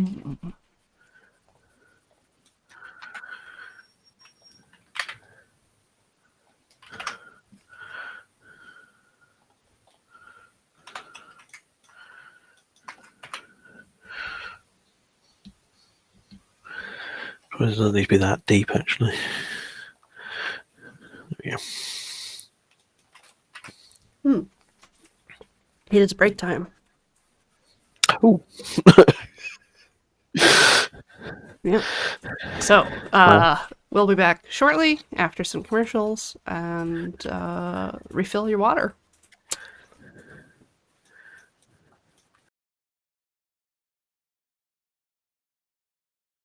Again, me, Corey, here on Can't Draw Horses Club with Jen, aka Mangle Pixel, who I is know. working on a 80s aesthetic cyber deck for hacking and doing cyber magic. Yeah. Yeah. I'm trying to figure out how to make like a cool domed glass bubble thing. And it's so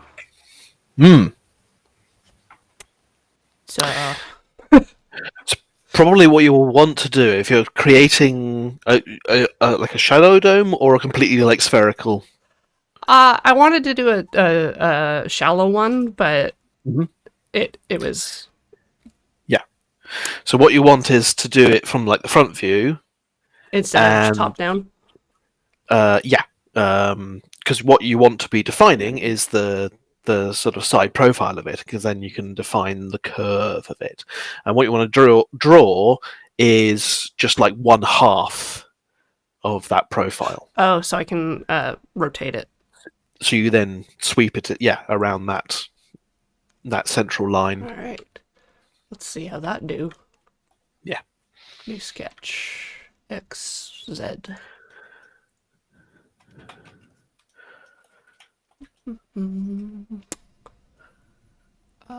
This Create probably needs to be a arc. bit bigger. Or not an arc. I want to make like a little Maybe a B spline would be what I What you probably want is a conic. either a conic or probably just you can probably just do an arc. What the most important thing would be where the top of this arc meets your vertical line that you're going to be swooping it around. That needs to be 90 degrees.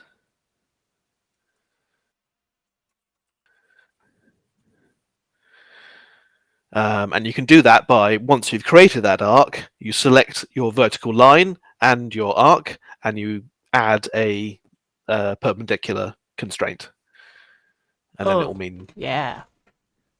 those two things will be at 90 degrees. Because if you do it at any other angle, you'll end up with if you're too shallow an angle, you'll end up with like a tip, like a pointy bit. Or if you do too the angle the other way, you'll end up with a little dip in the middle. Whereas at 90, it will go completely flat.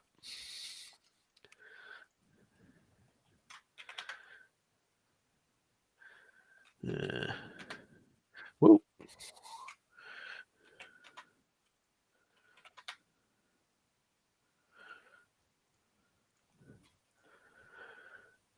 So,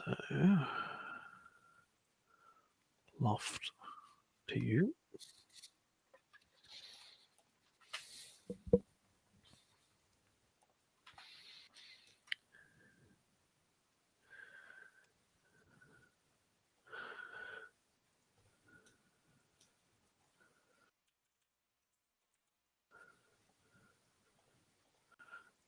Uh,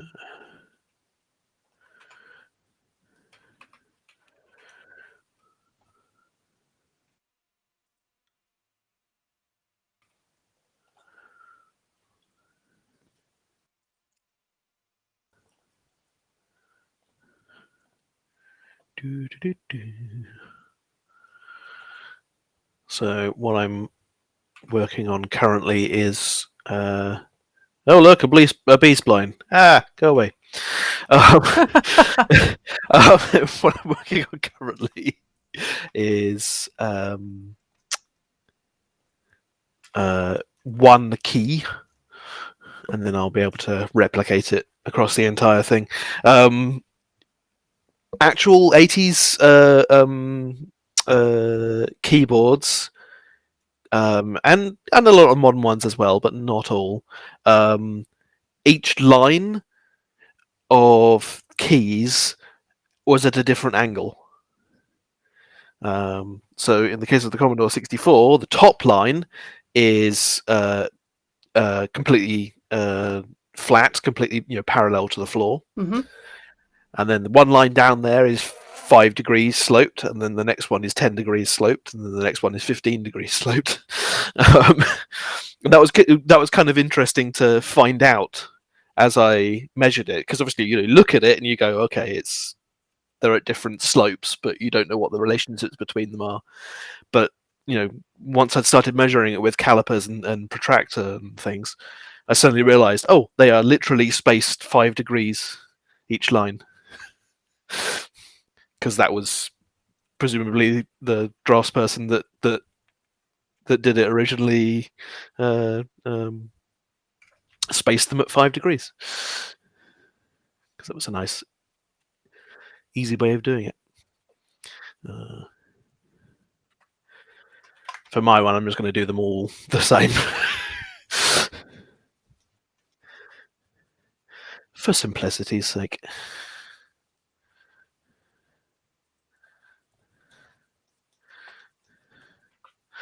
And also, back in the day, the most keyboards had a spherical indentation in the top of each key. Uh-huh. So your finger sort of sat right in the center of it and was sort of pushed right into the center of it. Later on in the 90s, and that's still kind of the convention nowadays, it turned into a cylindrical indentation running from the front to the back.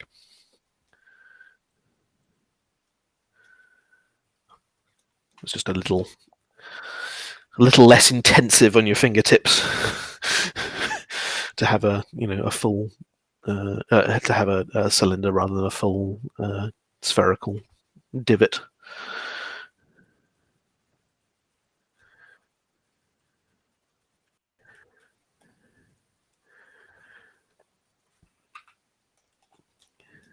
And I'm going to replicate that here.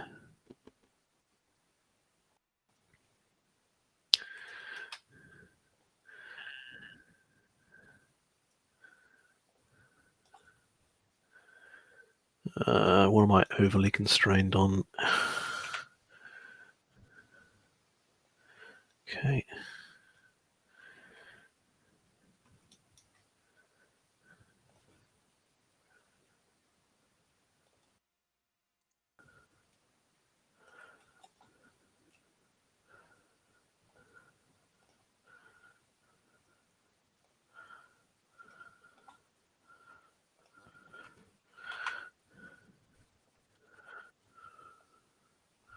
Three degrees of freedom. What's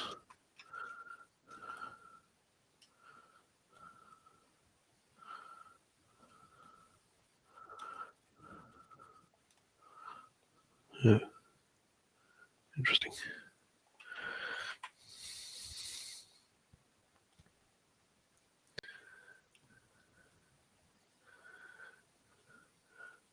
Oh, that's why.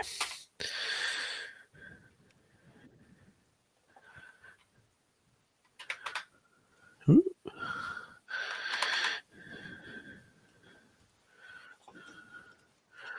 Big long pointy thing.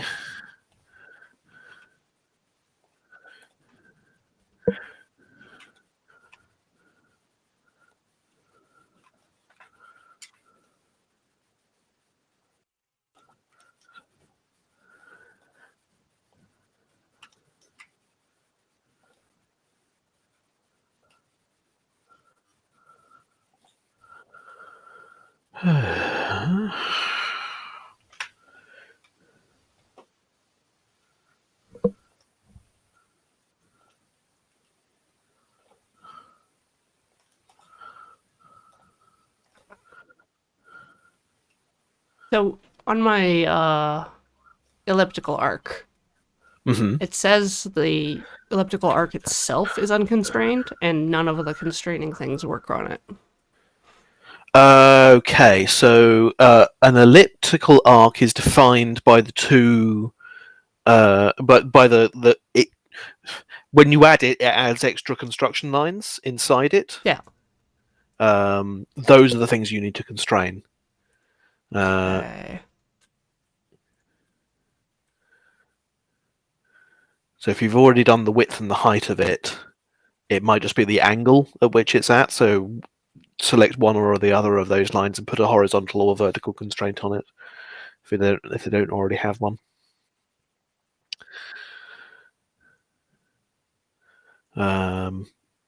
If that doesn't work, it might mean something is broken within the That within might the be the relationship case. between Yeah. All right. those bits of geometry. It can happen.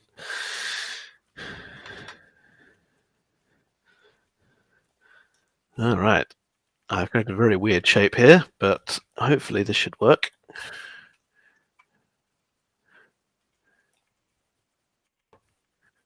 From one to the other. Scoop. Yeah, there we go.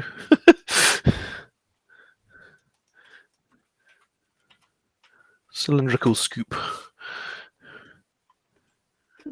And then turn it into a proper keyboard key shape by filleting these edges.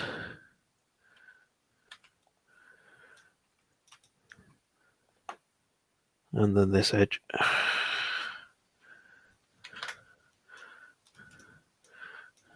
And there we go. And if I was making this for an actual physical product, I would also go in and hollow out the inside of this. Um, uh, And yes, I see people talking about the fact that I'm not naming any of the things. If I was doing this for commercial, in a commercial context, I would absolutely be naming all of these.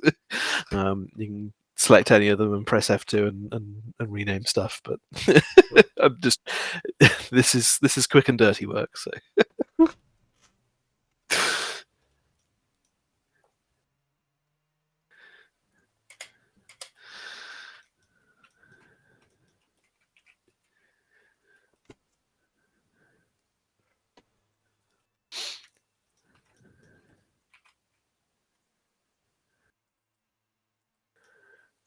now arranging objects on another surface can be a bit tricky if that surface uh, isn't aligned to any axis. Because this whole thing is sloping, I'm going to have to rotate these into place. That's going to be fun.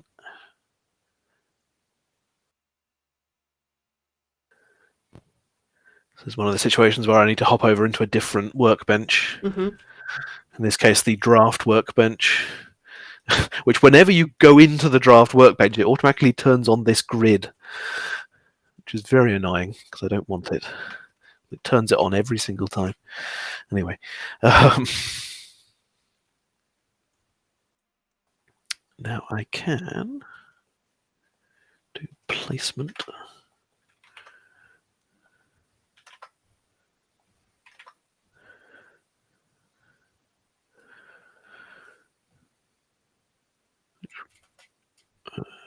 Was 5 degrees.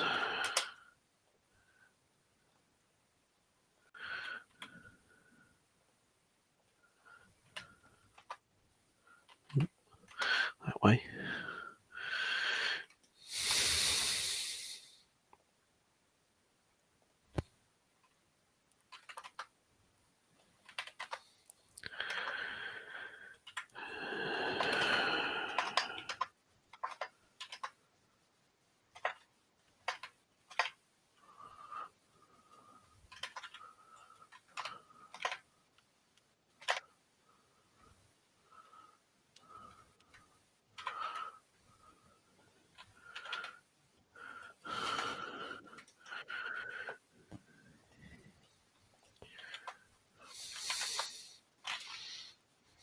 Okay.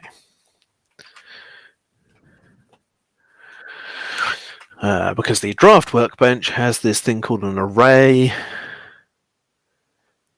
which is kind of like that linear repeat thing within part bench, but it allows you to create multiple bodies, which that one doesn't. So I can go 19.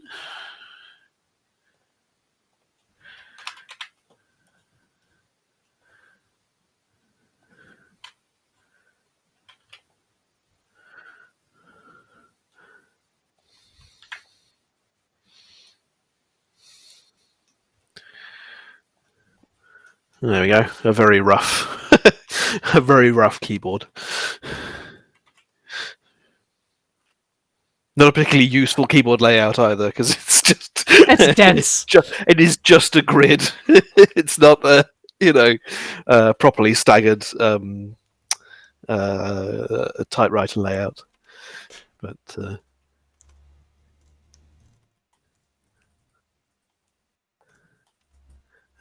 actually, also they are lifting up into the air. That's not what I meant to do at all. They need to. Wrong way.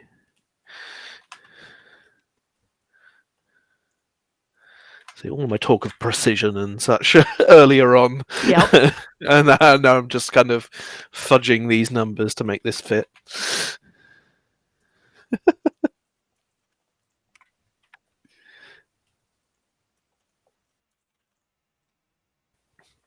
It still doesn't fit. The hole I cut in the thing isn't quite large enough to fit these keys. Oh well, never mind. It gets the rough idea.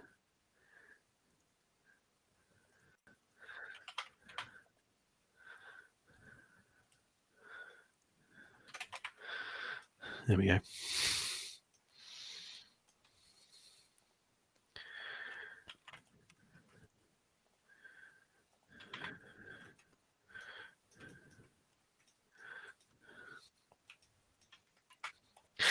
Yeah, it's kind of like those keyboards you see in animation where they've clearly the animator has just gone, oh, let's just do a grid.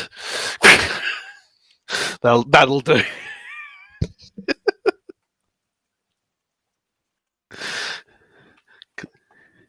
Rather than actually drawing out a proper keyboard layout. Awesome. Okay.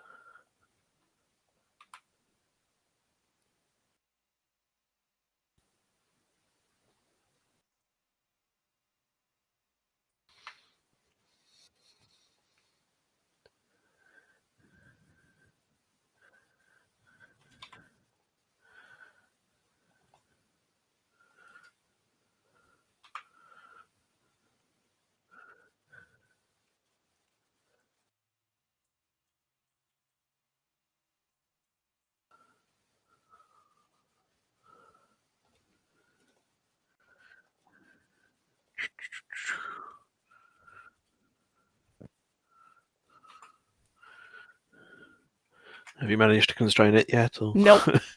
And I'm nope. looking at other people have kind of the same problem, but no solution. Hey, Surge chat.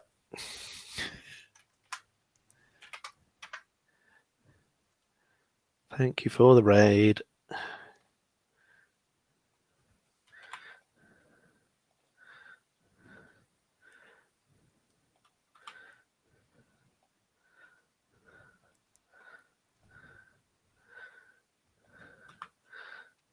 How to constrain an arc.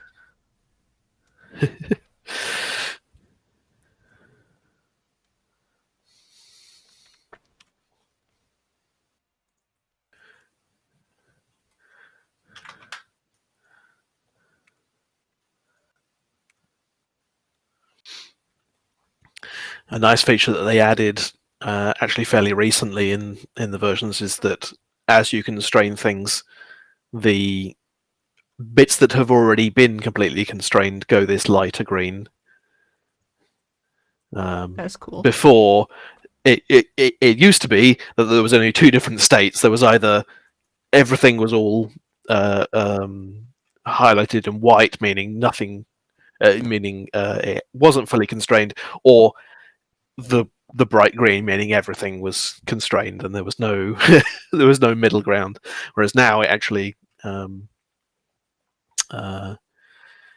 much more usefully shows you which bits have already been dealt with. Yeah.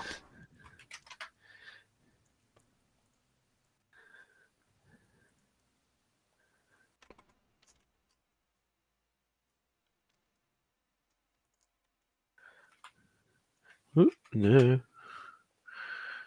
Perpendicular. There we go.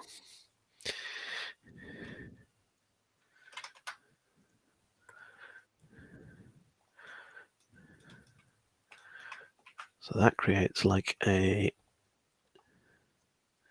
cutout.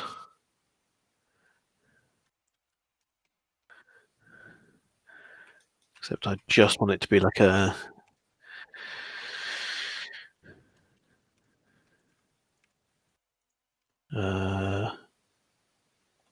little embossed strip.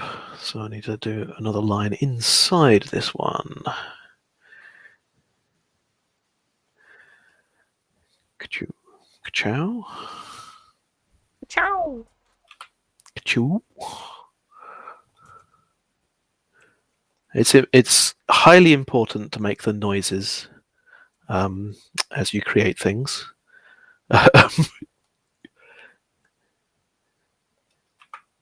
There's the noises of creativity. Very important. Ka-choo.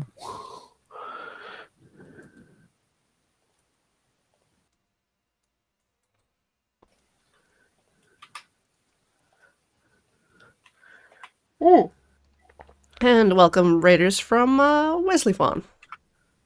Ah, hello. We're having lots of fun today CADing up a cyber deck. Because we're elite hackers. Yeah. One of us is doing something more hacky than the other. So there we go. Just kind of carves a little thin trench into the surface to give the impression that this is a sort of door that would then open up to have a disc inside. Obviously, if I was to make this into a proper mechanical thing, you'd carve all that out and make that as a separate body so that it would then move separate. But for this, I just want to create the illusion. And actually, what I might do is do like one of those little windows, like you have on tape decks and things. You just have like a little slice of a window looking down onto the disc or the tape or whatever, so you can see it spinning. Those often look kind of stylish. Yeah, like the little window.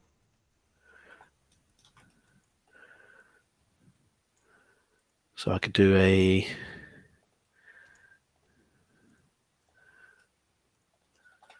sort of parallelogram with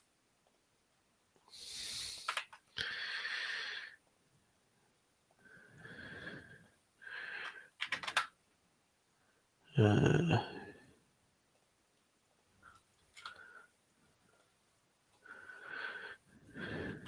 50,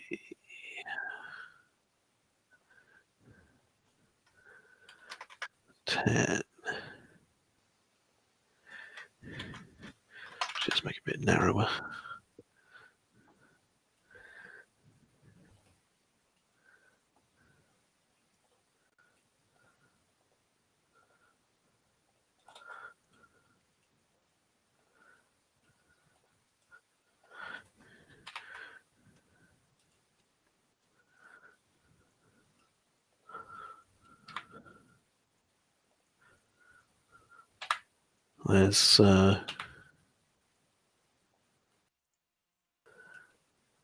There's elements of the Play It Forward logo actually that look like this.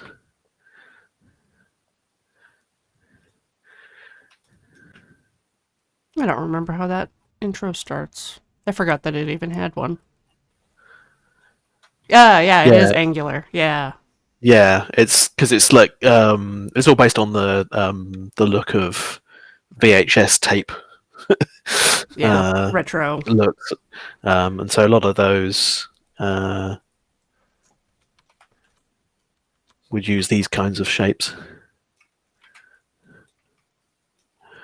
And there was kind of a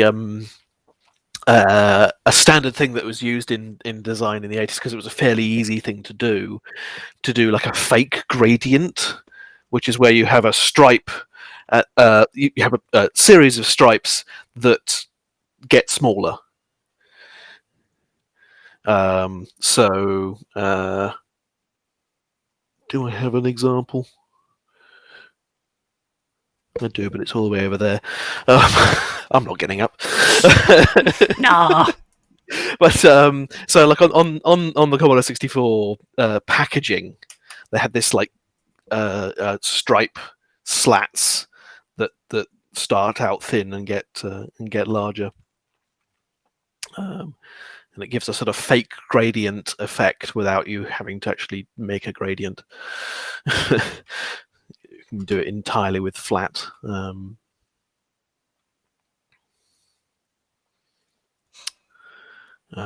Flat color. So I can do the similar thing here, where a large stripe, smaller stripe, and then a teeny little stripe at the end.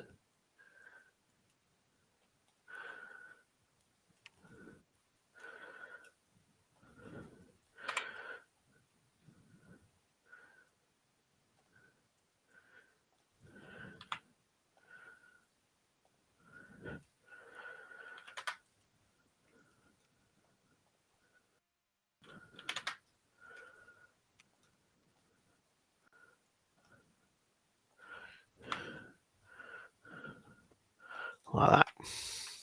Oop. Like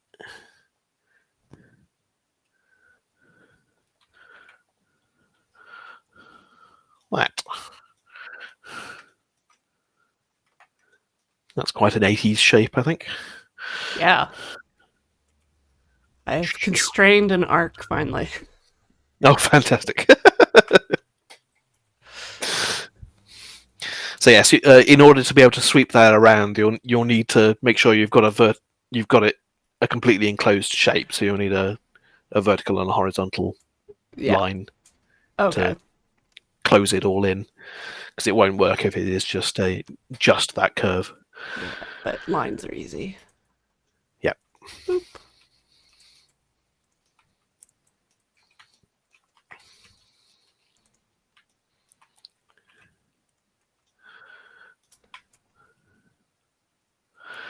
And then I know you probably have some sort of LED up here, or some sort of panel with extra buttons on. And then ports and things on the back, maybe on this section. And then there's clips for a strap.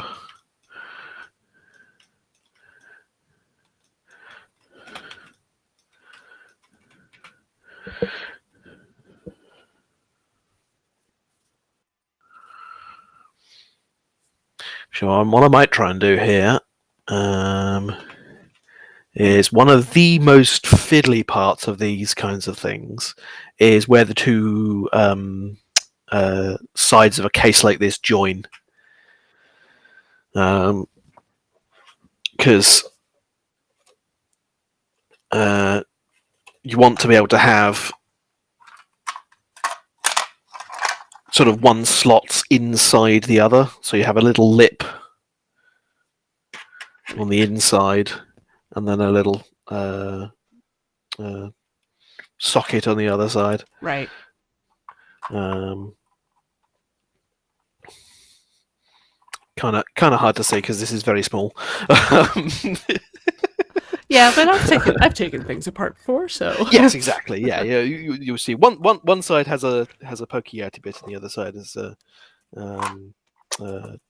little recess, and that's rather than just having two sides that just sit against each other, because then if they're very slightly wrong, yeah, or bent or whatever, you'd end up with a hole and dust would get in.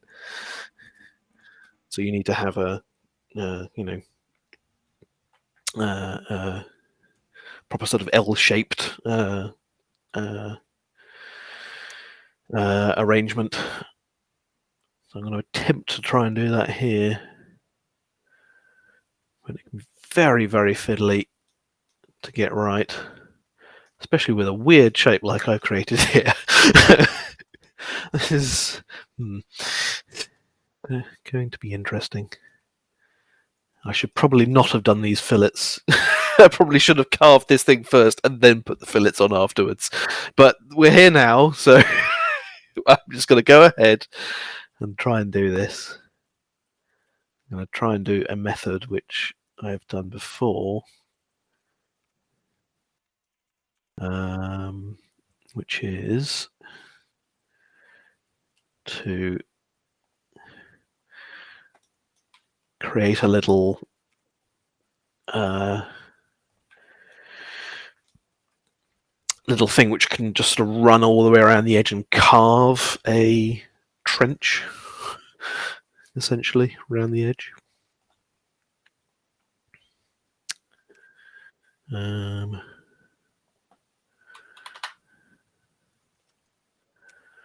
Just be a little square.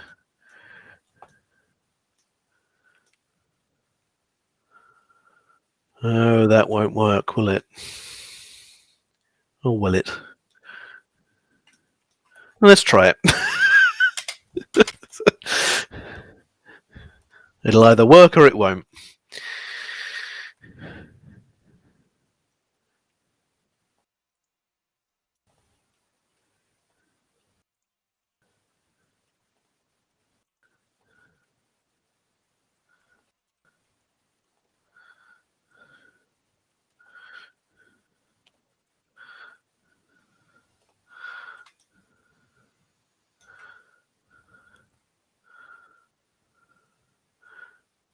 Oh, what is that? I've ended up with a very weird piece of geometry. Oh no, it's gone. What?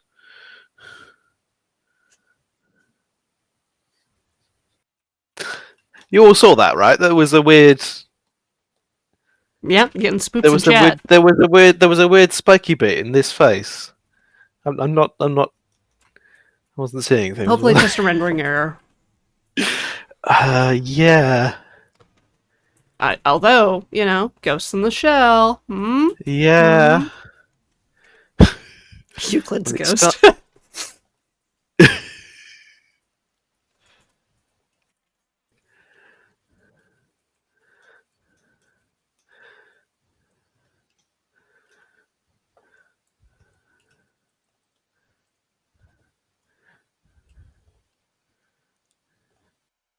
I mean, it may be because it's when I've started to add these faces. Yeah, look, it's come back again. Ooh. I probably should set the right settings for this before I start. So I need to go round corner. Whoa. Oh, wow. Ew. What have I made? I've. Ooh. Ooh. That's, Okay. huh.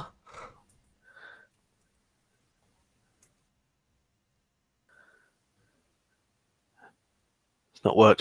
It's not supposed to work that way. Well. Yeah.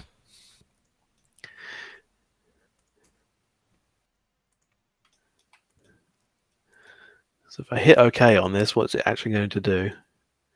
Yeah, it's carved a very weird shape in the bottom of this.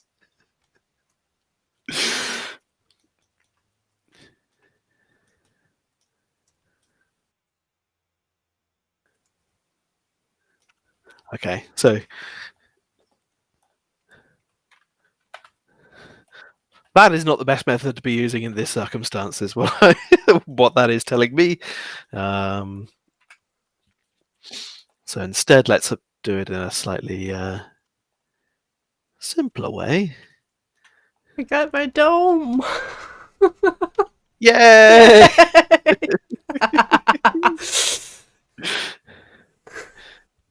Woo! Woohoo! All right. Fantastic.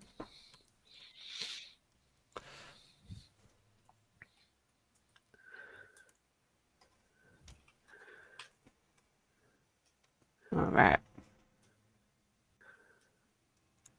Yeah, yeah. Touchdowns in chat, please. Yeah, not too many, but you know, we're celebrating.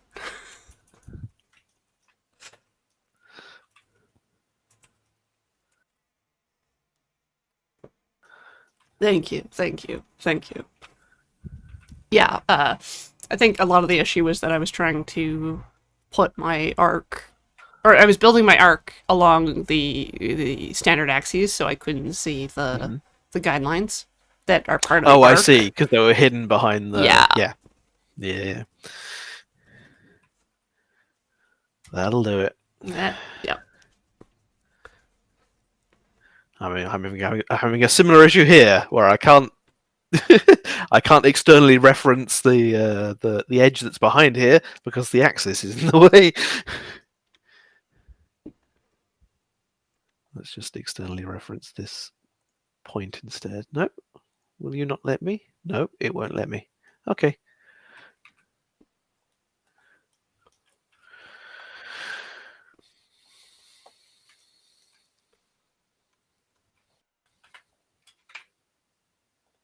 There we go. We can do that edge instead. That's fine.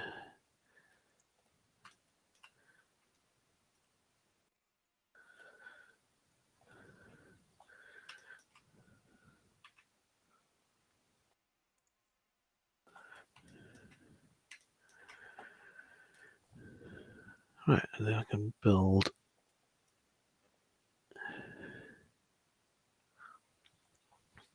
Because yeah, as soon as you start to take something that was an arc and then you put slopes on it, suddenly that arc becomes an elliptical arc, when it was a circular one before. Oh yeah. Because of maths. Ugh, math. Ugh. That's why computers were invented. Yeah. Save me, computer. Help computer.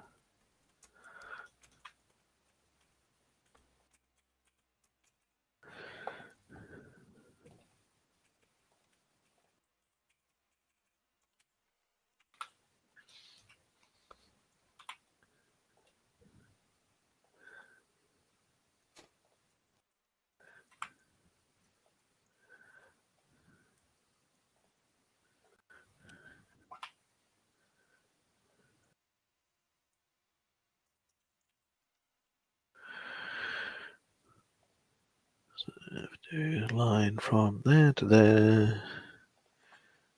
Make sure that point always lies on that line. There we go.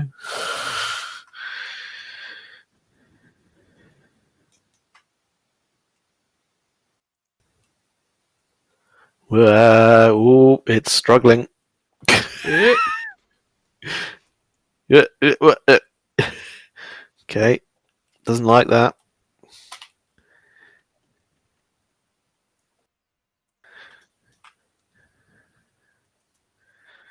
Maybe let's put the thickness constraint on now before I go any further.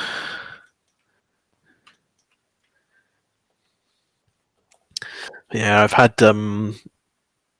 setups in some of these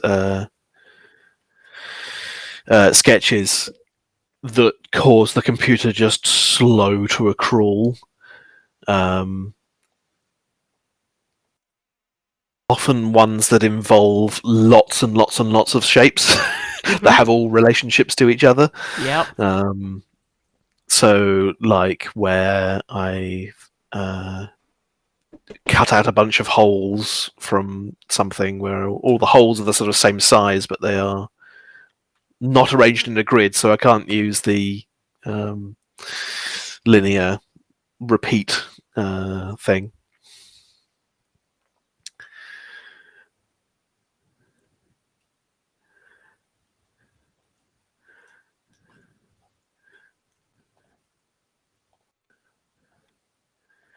Okay. You are parallel to you.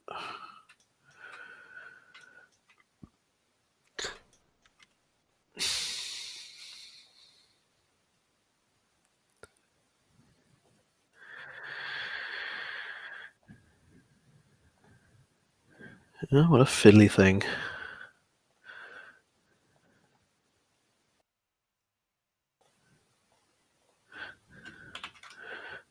Okay, there we go.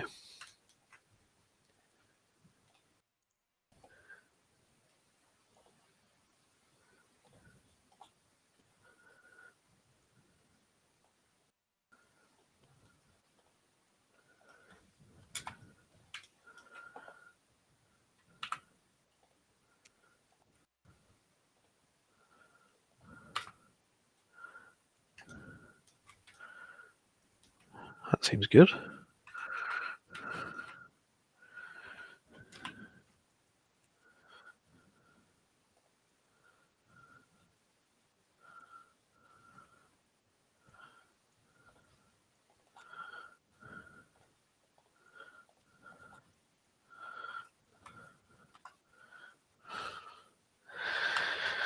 Ba, ba, ba, ba. Yeah. Yeah, I've just ended up with creating more work for myself here by doing things in the wrong order. So if I put those fillets on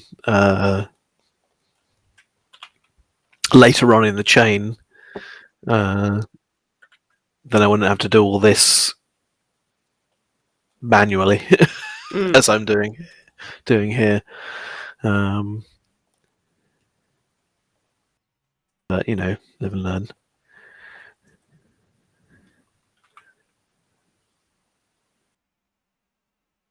So what I'm doing right now is trying to, uh, like, you know how like the Power Glove has kind of a curved interior for lying on top Mm-hmm. of your wrist. I'm trying to Yep. kind of make a groove for that. Oh yeah. So it's a lot of So yes, you can either do it as you're doing there, sort of create the whole shape with the groove already in it, yeah, or you could just create the whole block of a shape first, and then carve yeah, uh, the that shape later on with a different operation. yeah. I can either add or subtract. Yeah,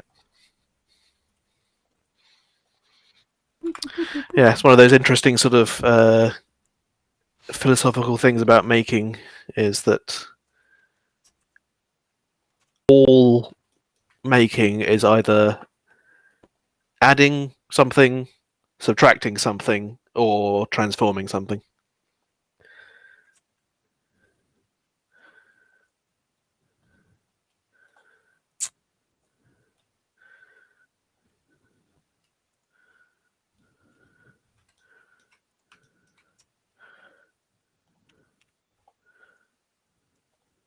So all most of sculpture is mostly subtractive. You start with a block of wood of whatever, and you remove stuff until you have what you want. Um,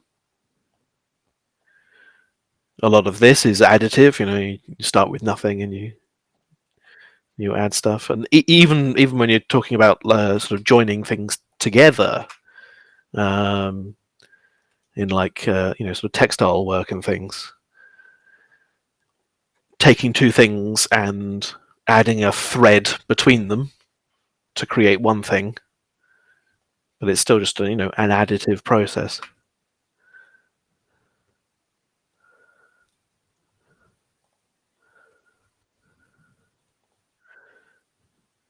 And yeah, the transformative ones are the more complicated ones because that's like changing material properties of stuff with chemistry. Yeah. um, so annealing metal and things like that.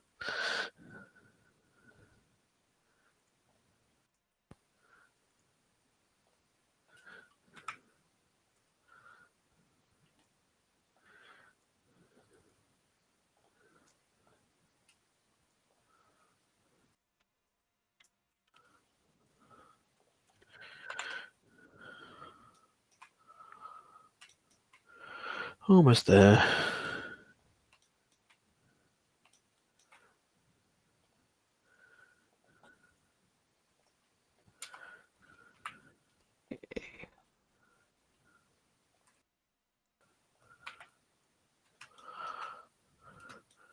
finally another arc here to connect it. And then, because I need to carve out the outside of this, I'll need to put just a shape around everything. And then, Did it. there we go. All of that work for a little lip.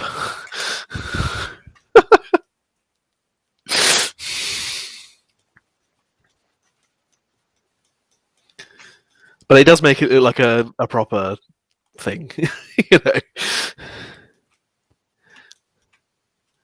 Two halves of something rather than, Wee, wee, wee, wee, wee. one solid It's block. like big ol' solid block. Wee. Just wah, wah, wah, wah, wah, wah, wah. Wah, wah, wah, wah, wah, wah.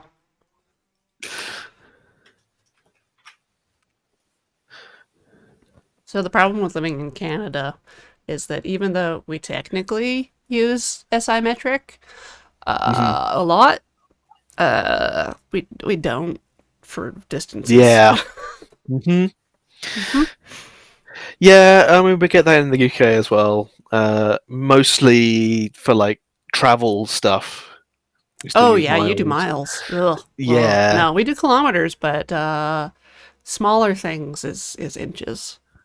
but it was yeah, back when we were part of the EU. Um, Oh right. uh, yeah, Yep. back when we joined the EU, there was the question raised of switching over to kilometers, and it was determined that it would be too expensive to change all of the signs in the country to Uh, kilometers. So we were granted special dispensation to not use kilometers. So there you go.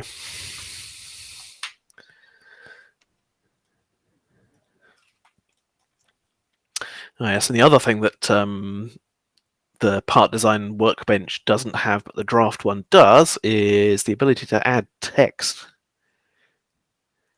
or to create shapes from text. So I could, this is the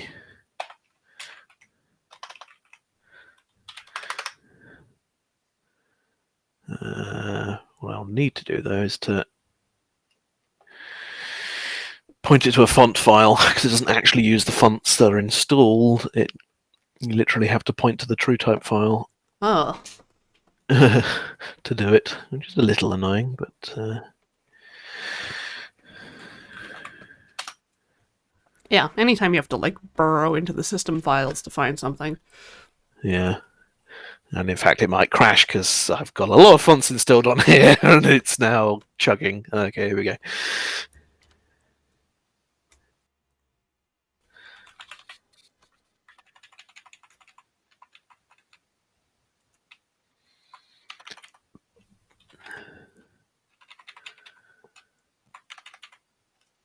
Orbitron, that's a nice cyberpunky looking font. It If I remember sounds rightly. cyberpunky, yeah. Yeah. So there we go. Yeah. Um,